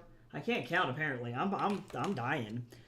How many books, cost per book, and how it scales, at what point it becomes worth it. Oh, yeah, totally. So the way that I made that decision about Book Vault was I ended up opening a bunch of different companies. One of them was like 48 Hour Book. You have Print Ninja was, I think, another one that I looked at. And then Book Vault was like the third one. And I already knew other author friends who had used Book Vault for their books before. So I was leaning toward that one. And then what I did was I used their quote process to calculate roughly based on the trim size, the amount of pages that I had, and I was overestimating at that point, to be honest, and what services I wanted, to figure out how much the quote cost per book.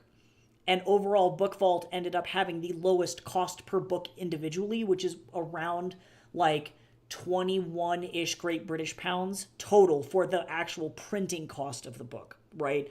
Then, as you order more copies, because they're print on demand, they don't give you discounts when you order more copies, but the shipping turns from like individual shipping, just one book, into like freight shipping or bulk shipping, depending on the size of the package that you order. So that eventually goes down. I don't know the exact number or like what it goes down to, but then they can start shipping things via like flat rate shipping and things like that, and it does make it more affordable at that point. And typically I tend to order, like, I'll probably order 30 books-ish at a time, 30 to 60 books, give or take. So that's kind of what I'm looking at. All right, Wendy. I'm going to reuse this for your flashback panel. Don't tell anybody.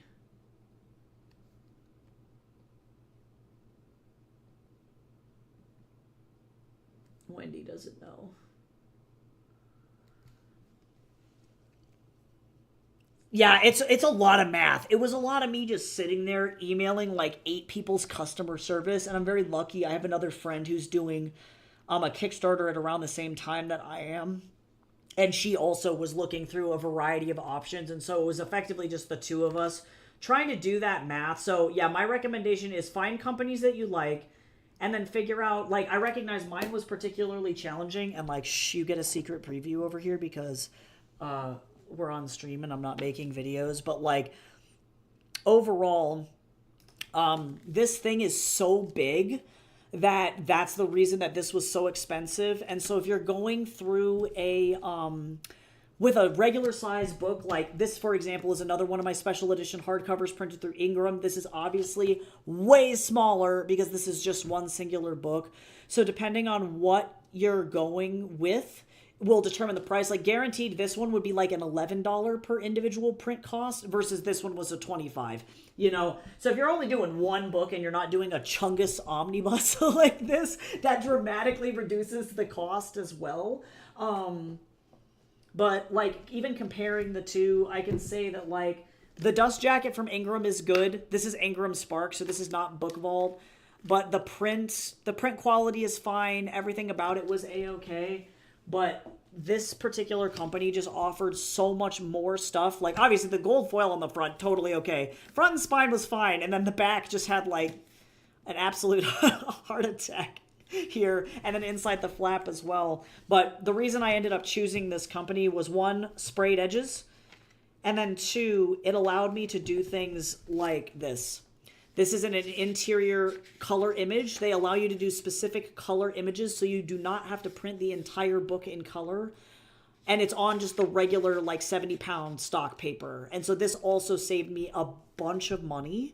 Way, way more than if I had gone through, like, Amazon. Because typically when I print... Let me grab this bad boy. This one is from Amazon. So this is great for floppies, like graphic novels for paperbacks. And their color printing is pretty good, obviously. Like, I enjoy the way that the inside of the graphic novel looks in terms of my art. Yeah, like, especially, like, I love the color fidelity that they have. It's actually quite good. But this little tiny thing, because it's full color, is $10 to print. So this is $7. Right? So it's really like, how much full color do you have in there? Which printing service are you using? But yeah, all in all, I found that, like, these bad boys, the Book Vault people were literally like godsend. It was like super good choice. And I think that they're planning on expanding the bespoke stuff to the US eventually. They're just so small as a company right now that it's like, it's slow moving, but I found that the shipping was really not that bad. If more people in the US use their services, they're more likely to move over. They already have a regular book printer in the US. They just don't have their, like, super fancy foiling printers and stuff over here. So that's really, like, that's the only thing that's, like, holding them back is more interest. So hopefully they're the only company, as far as I know, that does that degree of print-on-demand services for foiling and things like that without you having to buy, like, 500 units at a time. Because I just can't afford that, you know? You've done exactly what I was hoping to do with the color image on the paper and the gold foiling. Yeah, honestly, they were a great find. I had an author acquaintance who released a special edition and printed through them, and he had a lot of luck as well. So far, of all the people that I know that have used the services... they've all been really pleased with it, and I've been particularly impressed by their customer service. They are just very, very nice. So I've had a pretty good time with them. Special editions will always be expensive to print, but the reason that the King of Dust special edition didn't have any extra doodads on it was because Book Vault didn't exist at the time that I printed that. So if I had access to these things, I definitely would have just printed a special edition for it. And, like, for context, normally in order to print, like, my regular books, when I run Kickstarters, I have, like, a Kickstarter goal of around, like, $1,200 to $1,300, and the omnibus cost raised that Kickstarter goal to $1,800. So that's kind of the net difference there, is it's like if 30 people were buying a standard paperback versus if those same 30 to 50 people were buying the special edition, it raises the Kickstarter cost about by, like, $500-ish, which... all things considered, not bad. I start to get a little worried or scared when the Kickstarter goes over, like, 2,000. I'm like, like, I don't think I'm going to be able to hit that goal.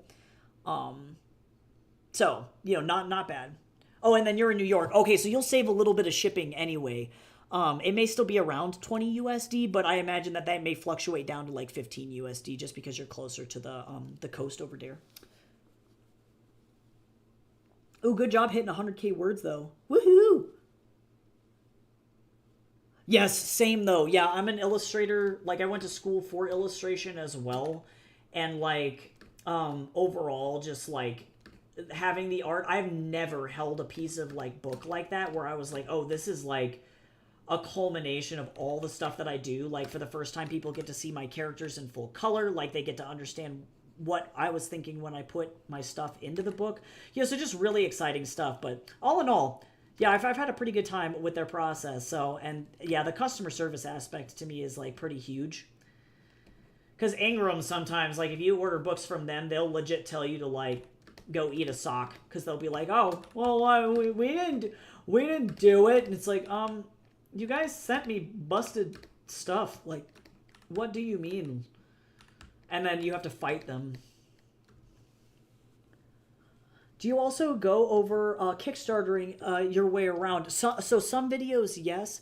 I've gone over like very, very, very brief shorts on occasion on like why Kickstarters are important and why authors should do them. You know, but for context, I, as an individual, I also run a publishing house called Liminal House Books. So I not only publish my own work, but in 2027, I'm gearing up to probably publish at least one other person's book, which is pretty great.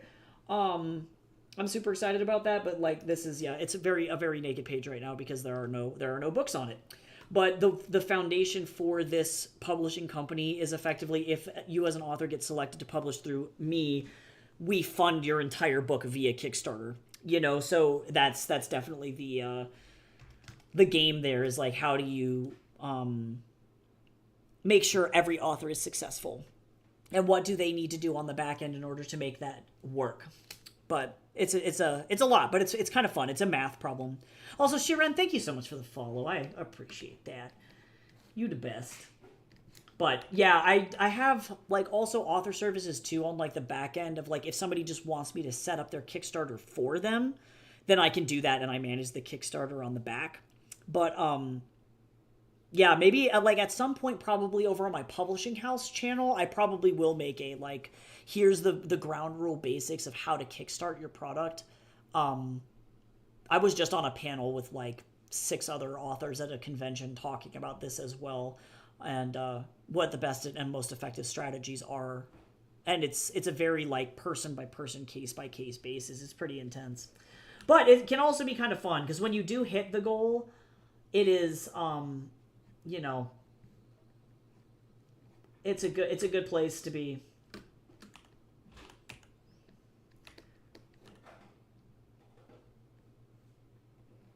I love reusing my old drawings so that I don't have to do them again. My publishing channel, let me go ahead and grab you a link really quick.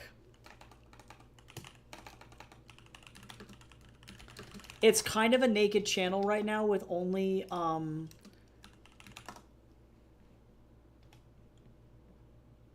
there we go. There's me. It's only got shorts on it right now, but I'm saving up to get a set so that I can actually film long format videos. So I probably will eventually. But I just dropped the link to the Liminal House YouTube, and I publish definitely a lot more like technical stuff over there. So it's a lot of like author tips on like why you need to pick certain editors or like what certain things should cost, and if it costs more than that, that's like a red flag. You know, like those kinds of things. They're more in the like nitty gritty. Oh, no, Aqua, no, we need you to live. Live, I say. Don't perish.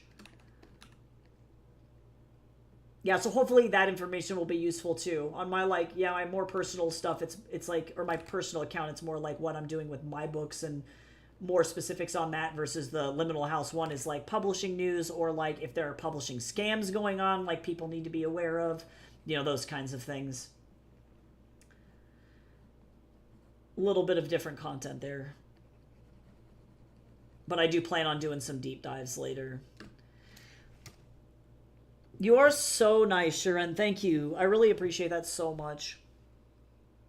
No, for real. Actually, that's no joke. The whole reason I started the publishing company was because I'm in the middle of querying a book right now. I have a science fiction that I wanted to like put out and see if agents would take it because it's been a really long time.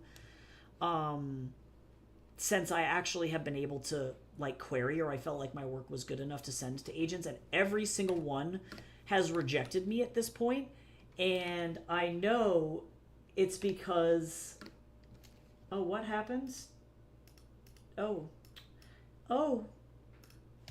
You know that moment when you have your thing on the wrong layer?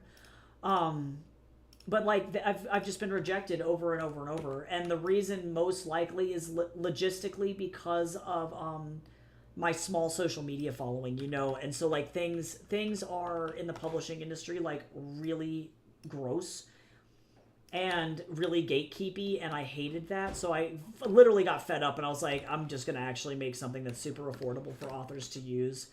I got sick of watching other people get scammed by like quote unquote like hybrid presses and stuff that weren't actual real presses, and I was like, I'm done.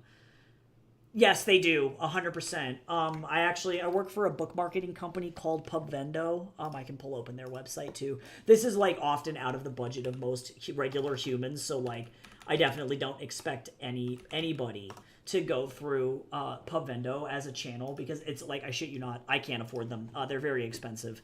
But this is them. I work for these guys.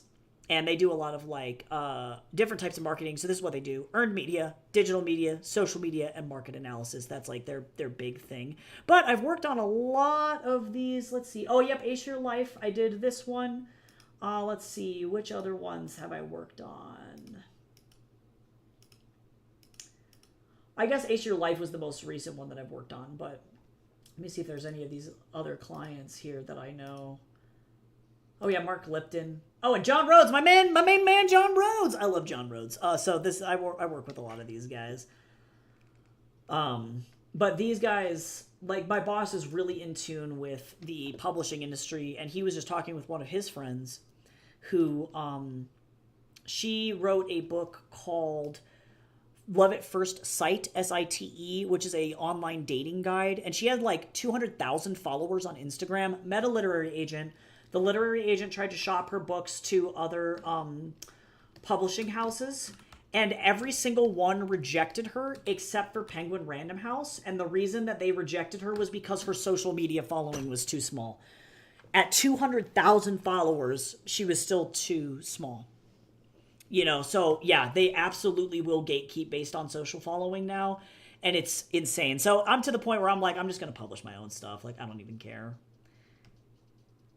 Would you like a Spidey Torch fun fact? I don't know Spidey Torch, but I do like fun facts. So if you want to share with that fun fact, I'm not going to be mad.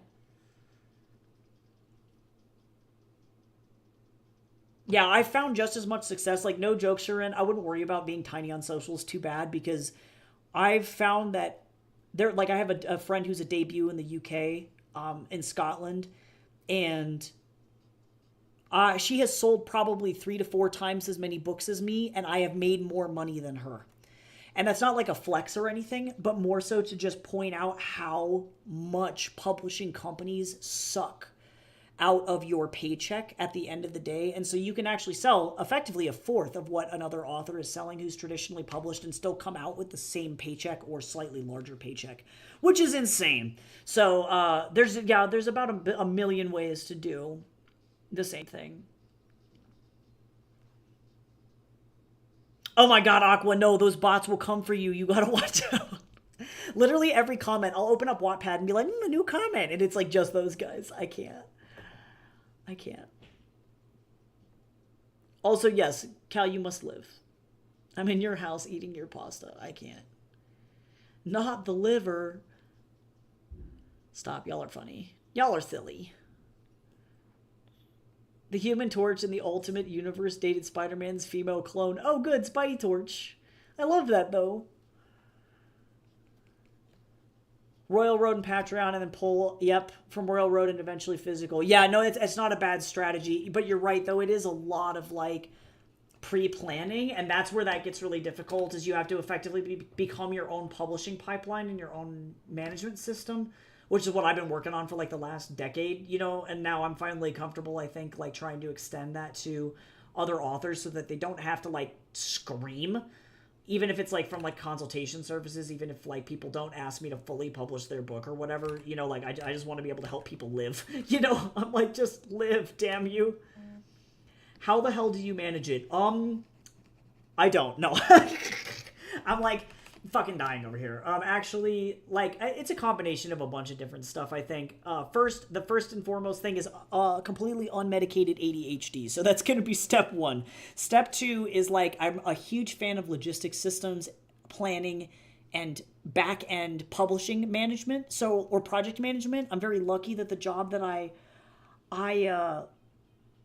worked at this Pubvendo company, because now I have like 5 years of project management experience.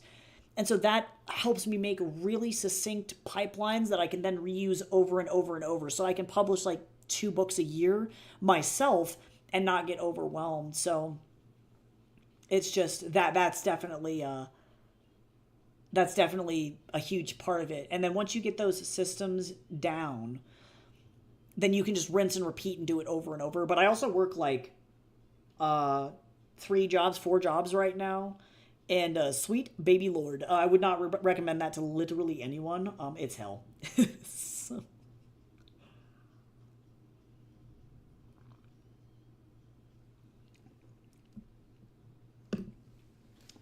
So it's a lot. It's a lot. It's a lot of like being very flexible and trying to find work that keeps you afloat, you know? And sometimes that's easier said than done, but so far I've had a lot of success with Liminal House, and I am really surprised because I literally have like 400 followers on TikTok, and like nobody knows I exist. So that is very strange. I did not expect it to like live. Also, just as a heads up, ads are going to be coming in about a minute or so, give or take. It does sound like hell, but you seem comfy. Honestly, I'm internally on fire most of the time, but it's not a bad thing. It's not a bad place to be. I'd rather be on fire and in control of being on fire than working a job I hate, you know? That's really it.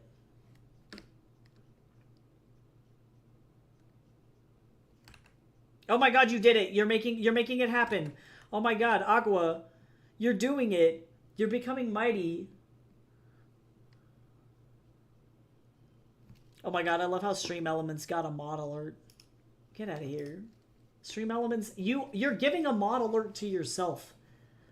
That's so funny though.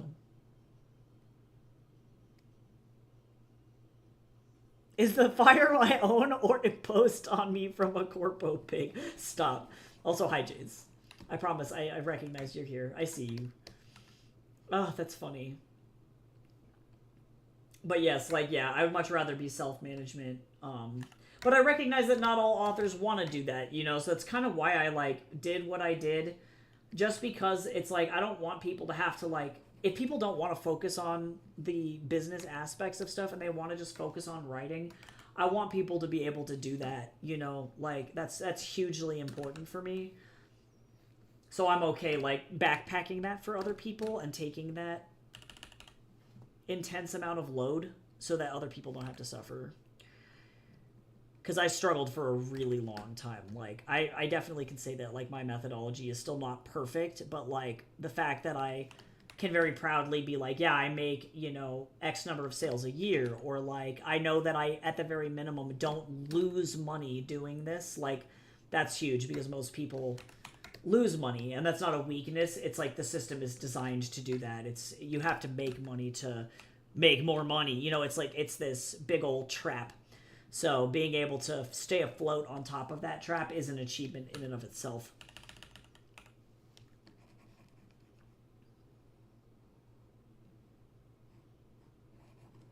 Okay, let me see if that student emailed me back. New day calling.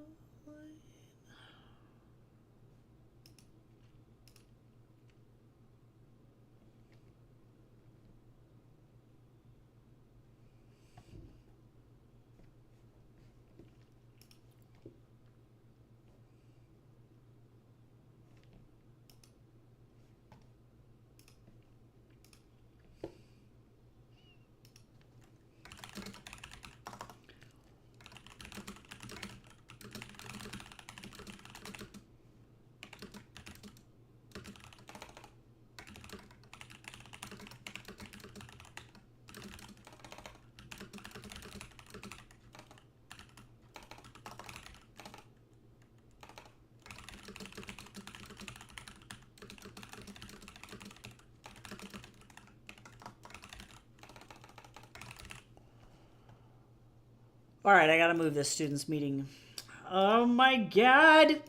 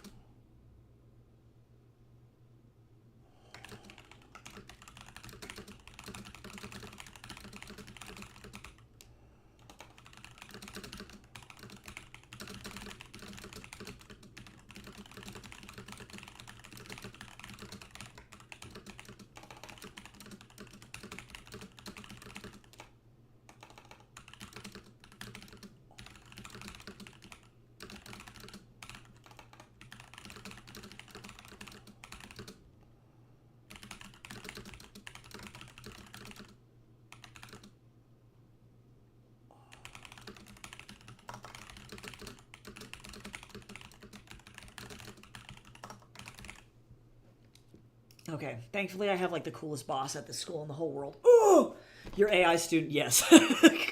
Yes, that one. Goddamn.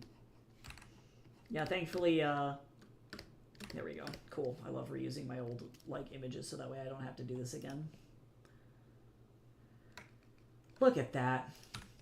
And now my page is done, and I got done on time. What a time to be alive. Actually, I need to, like, color in this whole thing, so I gotta kind of, like, fly. Oh, time to scream. But yeah, we're meeting tomorrow instead before I have my, like, appointments, so it's gonna be kind of a busy day tomorrow, but bleh, that's all right. Okay, cool. Well, have a good rest of your day, Sharon. Seriously, if you ever want to pop in at any time, you're more than welcome to do so. You can also, like, message me questions on, like, TikTok or on here. Here I don't check my messages as much, but I'm definitely super active on TikTok. So if you ever need to shoot me a DM and ask a question, I'm, like, always available. So, but yeah, I'll keep that in mind. I'm gonna, like, write that down for a future video, especially for Liminal House, on how to, like, work through logistics like that. I love that suggestion, so I appreciate that a lot. Oh, cool. Well, welcome to the Discord. I do appreciate that too. I hope you have fun in there. Let me know if you have issues getting into the server for whatever reason. Don't forget to pick your pronouns in there. It'll let you into the rest of the server because there's a bunch more channels that are turned off until you do that. But once you go into the pronoun selection and then react with a role, you'll be good to go.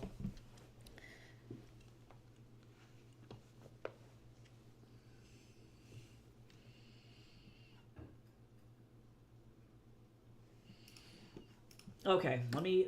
Oh, no, Photoshop. Oh, of course Photoshop decided to break right now. I love that, though. Now I have to, like, close everything and then reopen Photoshop. So fun. Sweet. Yeah, no, thank you. It's good to chat with you, and, like, thanks for the awesome suggestions on topics and stuff. I really do appreciate that because it helps me, like, kind of focus, yeah, what my videos are. So you rock, and I do appreciate that.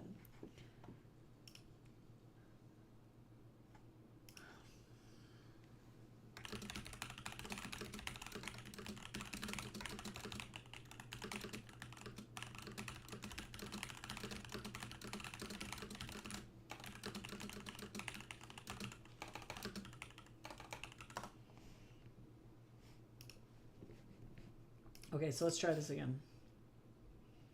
And I need also this again so that I can get the Trippy Taco colors. Oh my god. Alright. Today is a low-key stressful day. Not that bad, but...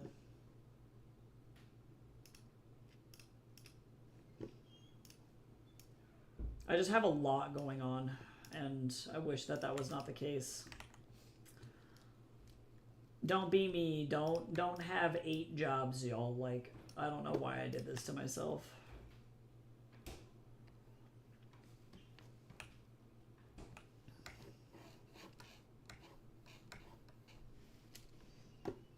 I just wish to live.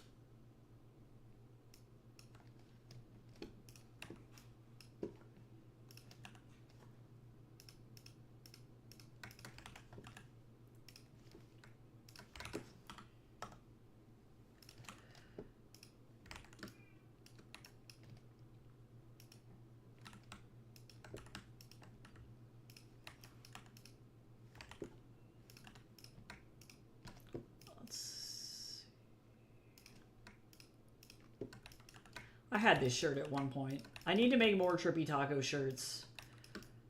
I had them. Oh.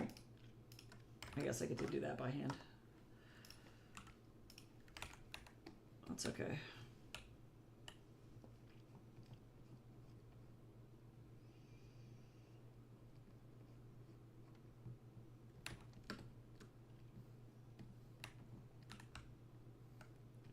It's been a minute since I've drawn the Trippy Taco uniform. I love how Yin is still working here. Like, they know that them working at a fast food restaurant is a front. And they're still like, no, that's fine. I'll just keep running this taco place. I don't care. Oh my god, he yelled at you? Why is he like this? Why is he so sassy? Our cat is sassy. Okay, so unfortunately, if I can't get this done in like 4 seconds or less, I have to just finish up the text on this page the next time. Okay, let me open up, I don't remember which art it was for this. I think it was this burrito. For this sign.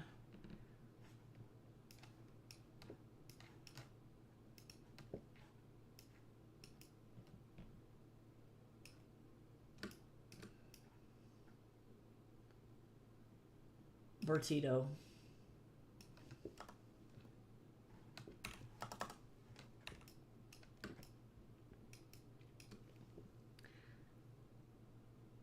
Oh, I don't know. Maybe he's smart. Oh my god, bubble wrap is like ideal though. It's good stuff.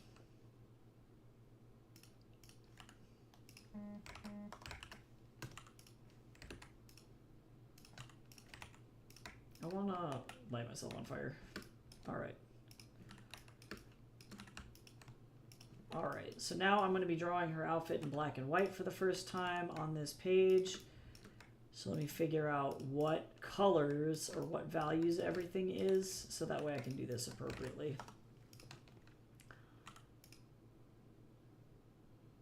Oh, would you look at that? She's the same color as the background. Who would have figured? I thought I had to suffer, but I don't.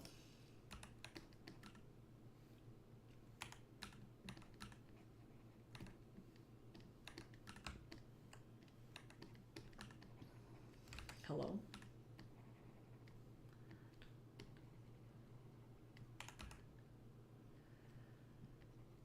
Hey, Jace, do we know what we're going to eat for lunch? Oh, I guess, did you already have lunch?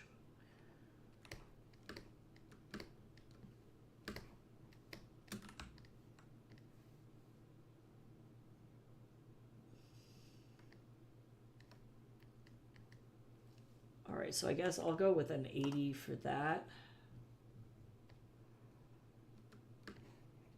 Okay. Oh, do we know what our options are for food? Oh, and I guess actually I need to make sure that her little bolo tie is on her now. I can't forget to draw that in like any scenes because that's important.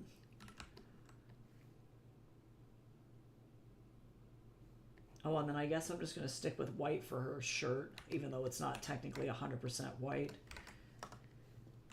That'll be easier for me to manage. Oh, I need to actually...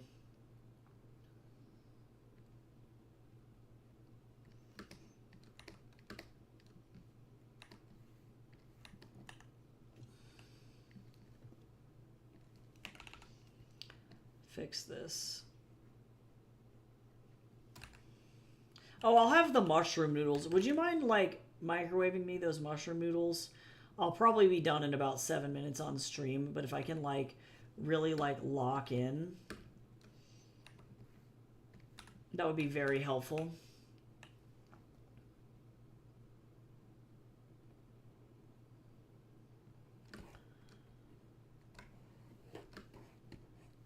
That's not what I wanted.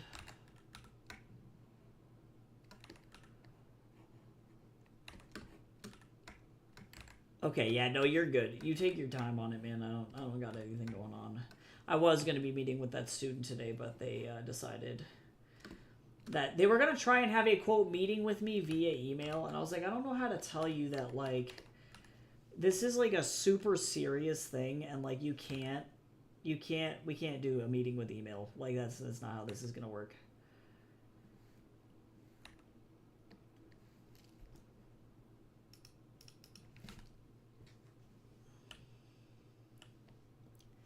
There is no, quote, email meeting. Like, we are chatting via email, and I already have told you that, like, I have to raise a flag with the school. Like, I don't think that you understand that, like, after this one, you're gonna get, like, suspended.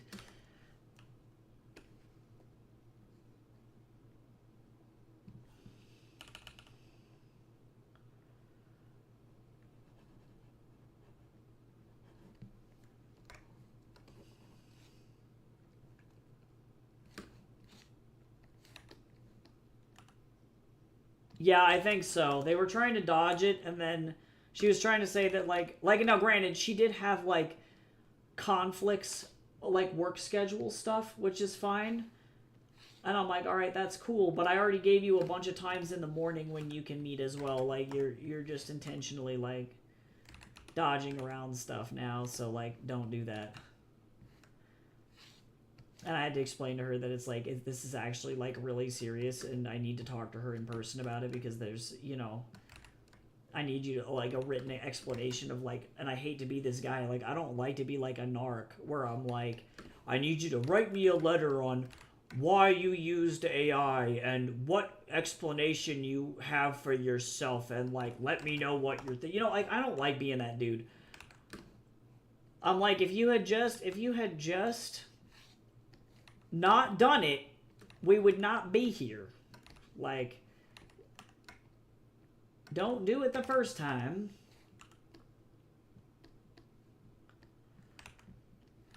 Stop. I'm like, stop it.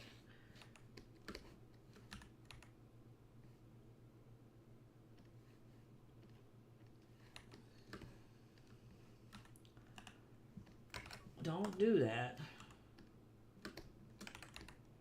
Alright, now let's see here. The ceiling is this color. Why does it keep... Am I crazy? It keeps zooming or, like, moving over to a different area when I click off to a different... I don't know. I don't know. Photoshop? I don't know.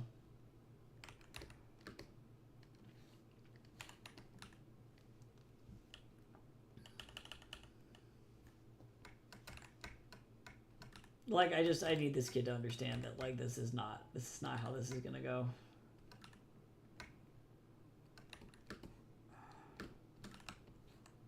See, the countertops are all black. Or dark, really dark countertops. Oh, that's the chair.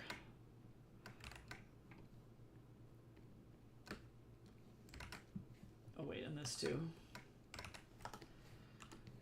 And actually, the register and stuff is also black.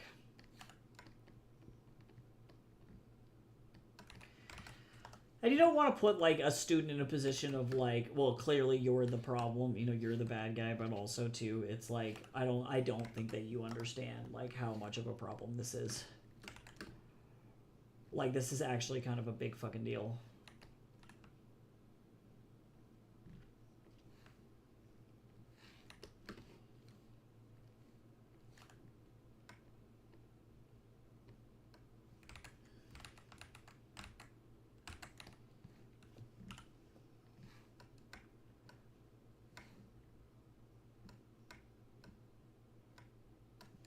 Hello? Why would you do this to me?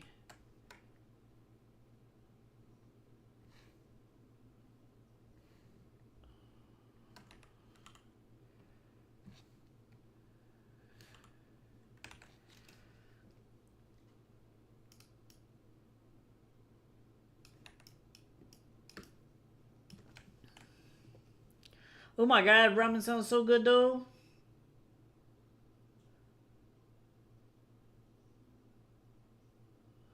Do I not have the menu?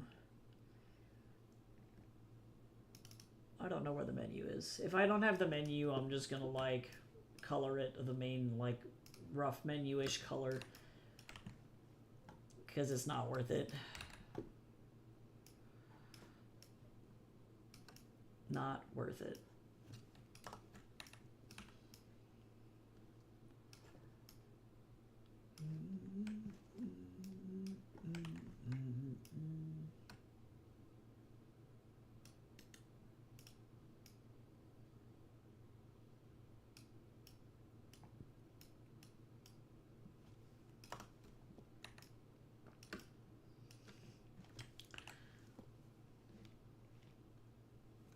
Oh, there's the menu. Never mind, we're okay.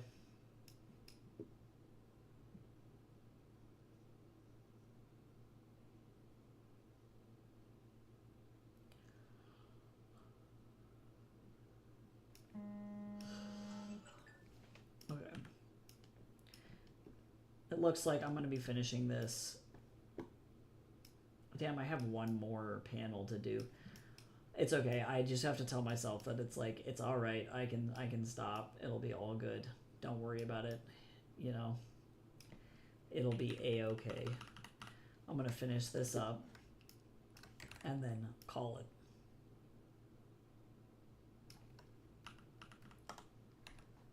it. Look at my janky menu.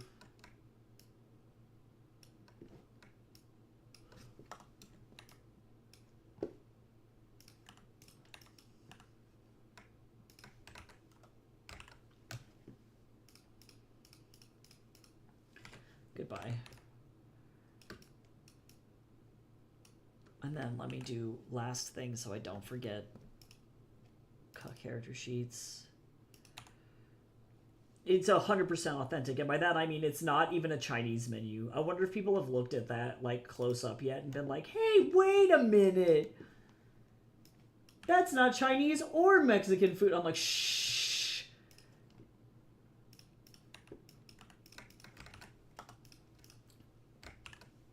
I'm like, don't look at it.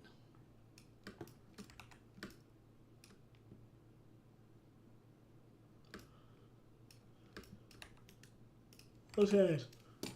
This is a big page. I'll worry about this last panel next time. But thank you so much to everybody who hung out. Thanks to Connie for following. And then also to Shiren as well for the follow. That was really, really nice. I appreciate that a lot. And I'm going to be back not tomorrow. I'm silly. I'm going to be back on Monday with more portfolio work. So I will see you all then. And I hope you have a good weekend. Try and get lots of rest if possible. And I will talk to you soon. Bye-bye.